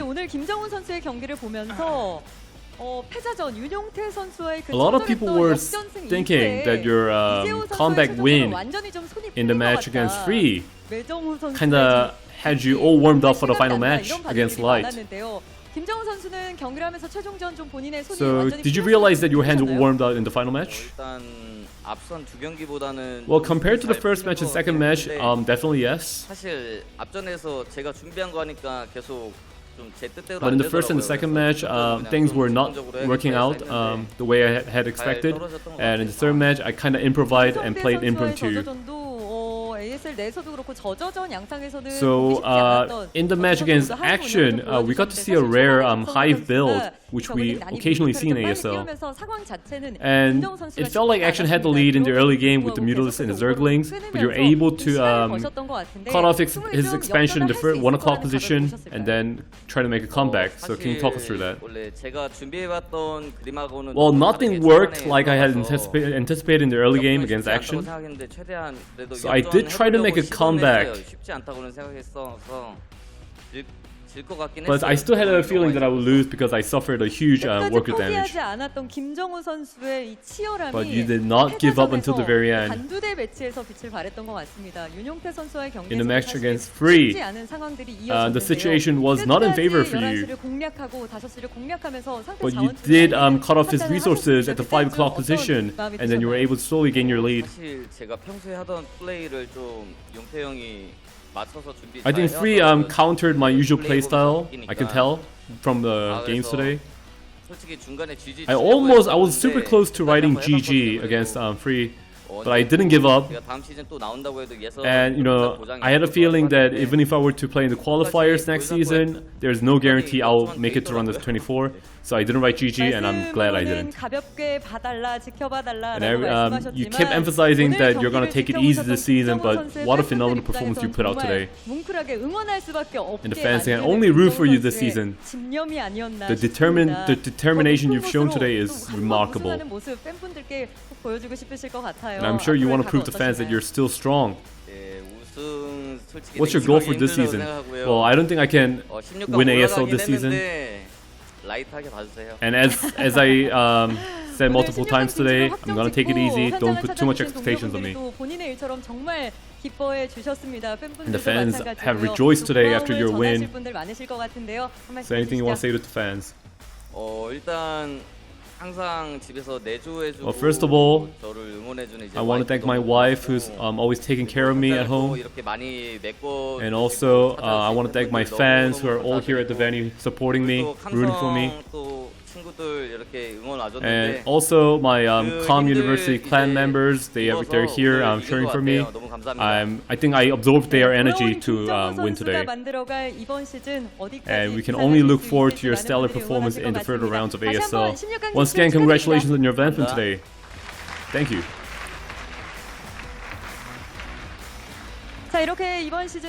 And that was our interview with the second winner of Group D match. Well, there you have it, guys. I want to let it be known that August 21st is officially Zerg vs. Zerg Day for the ZVZ that we had back there. 2 more Zergs advancing. I mean, we knew Free was probably going to get knocked out. I hope he does come back and look a little bit stronger. He does seem to have these big holes in his play. Moments of brilliance, no doubt, but definitely an incomplete package and probably a player where it's impossible to ever get super deep in the ASL. And then another insane upset. Light does not advance. We have 7 Zergs. Yeah. 3 Terrans, 2 Protosses. It's kind of wild, right? Like 4 of these players are seeds from the previous season, but so far through the group stage, we've only had Royal and Mini, 2 former champions, make it through. Everyone else is getting knocked out. Yeah, that's true. And I mean, Royal and Mini, you know, if you just go back the last 2 years, have been 2 of the most successful, influential players of their respective races. Yeah. So, I mean, JYJ, Mind, Royal, these are all very good Terrans. Definitely I mean, I know Mind is not considered a modern Terran, but I feel like he's really modernized his play. It's almost like a very different Mind that we're looking at. Best and Mini are always a threat, but man, this Zerg lineup, we could end up with a lot of ZVZs, Tastosis. Yeah, it certainly is looking that way so far, and we still have some more Zergs in these upcoming groups. I tell you, if Ivory makes it through, Tasteless, we're going to lose our minds. But this next group that we're going to have, Queen and Jaedong playing, dude, they could both make it out. I mean, Queen and Jaedong, I think, are favored over Sharp and Ample, although Sharp and Ample are really, really good. Yeah. Sharp, I think, definitely better than Ample overall. Ample kind of the weakest link here. But yeah, sure. I feel like Sharp Jaedong, that is really a match that can go either way. And honestly, I favor Queen over everybody in the group. I think Queen beats Jaedong's EVZ. But, you know, Jaedong's, he's been hungry. He's really do they know about an Ultras, ASL. Tasteless? Do they know Ultras are actually the end game? How is their Ultra versus Lurker play? That's what we need to see. Look, man, if there was a season we're going to get more ZVZs like the one before, this is going to be it, right? Yeah. Well, you know what, Tasteless, this next group, going to be fun. It's going to be amazing to see like if more Zergs actually do end up making it through, and I know at least one more is. So we're going to have probably the most Zerg-heavy round of 16 that we have ever had coming up. Yeah. One of these round of 16s in an ASL had to be crazy lopsided. It looks like this is going to be this. And by the way, that could carry on into the round of 8 as well. We don't know who's going to be moving on in the next phase. So, I mean, be sure to tune in. We're going to get that next recording out ASAP. And thank you, everybody, for watching. We appreciate you guys. We love you guys. Check out the Patreon at patreon.com/ASL English. And we will see you next time in Group E.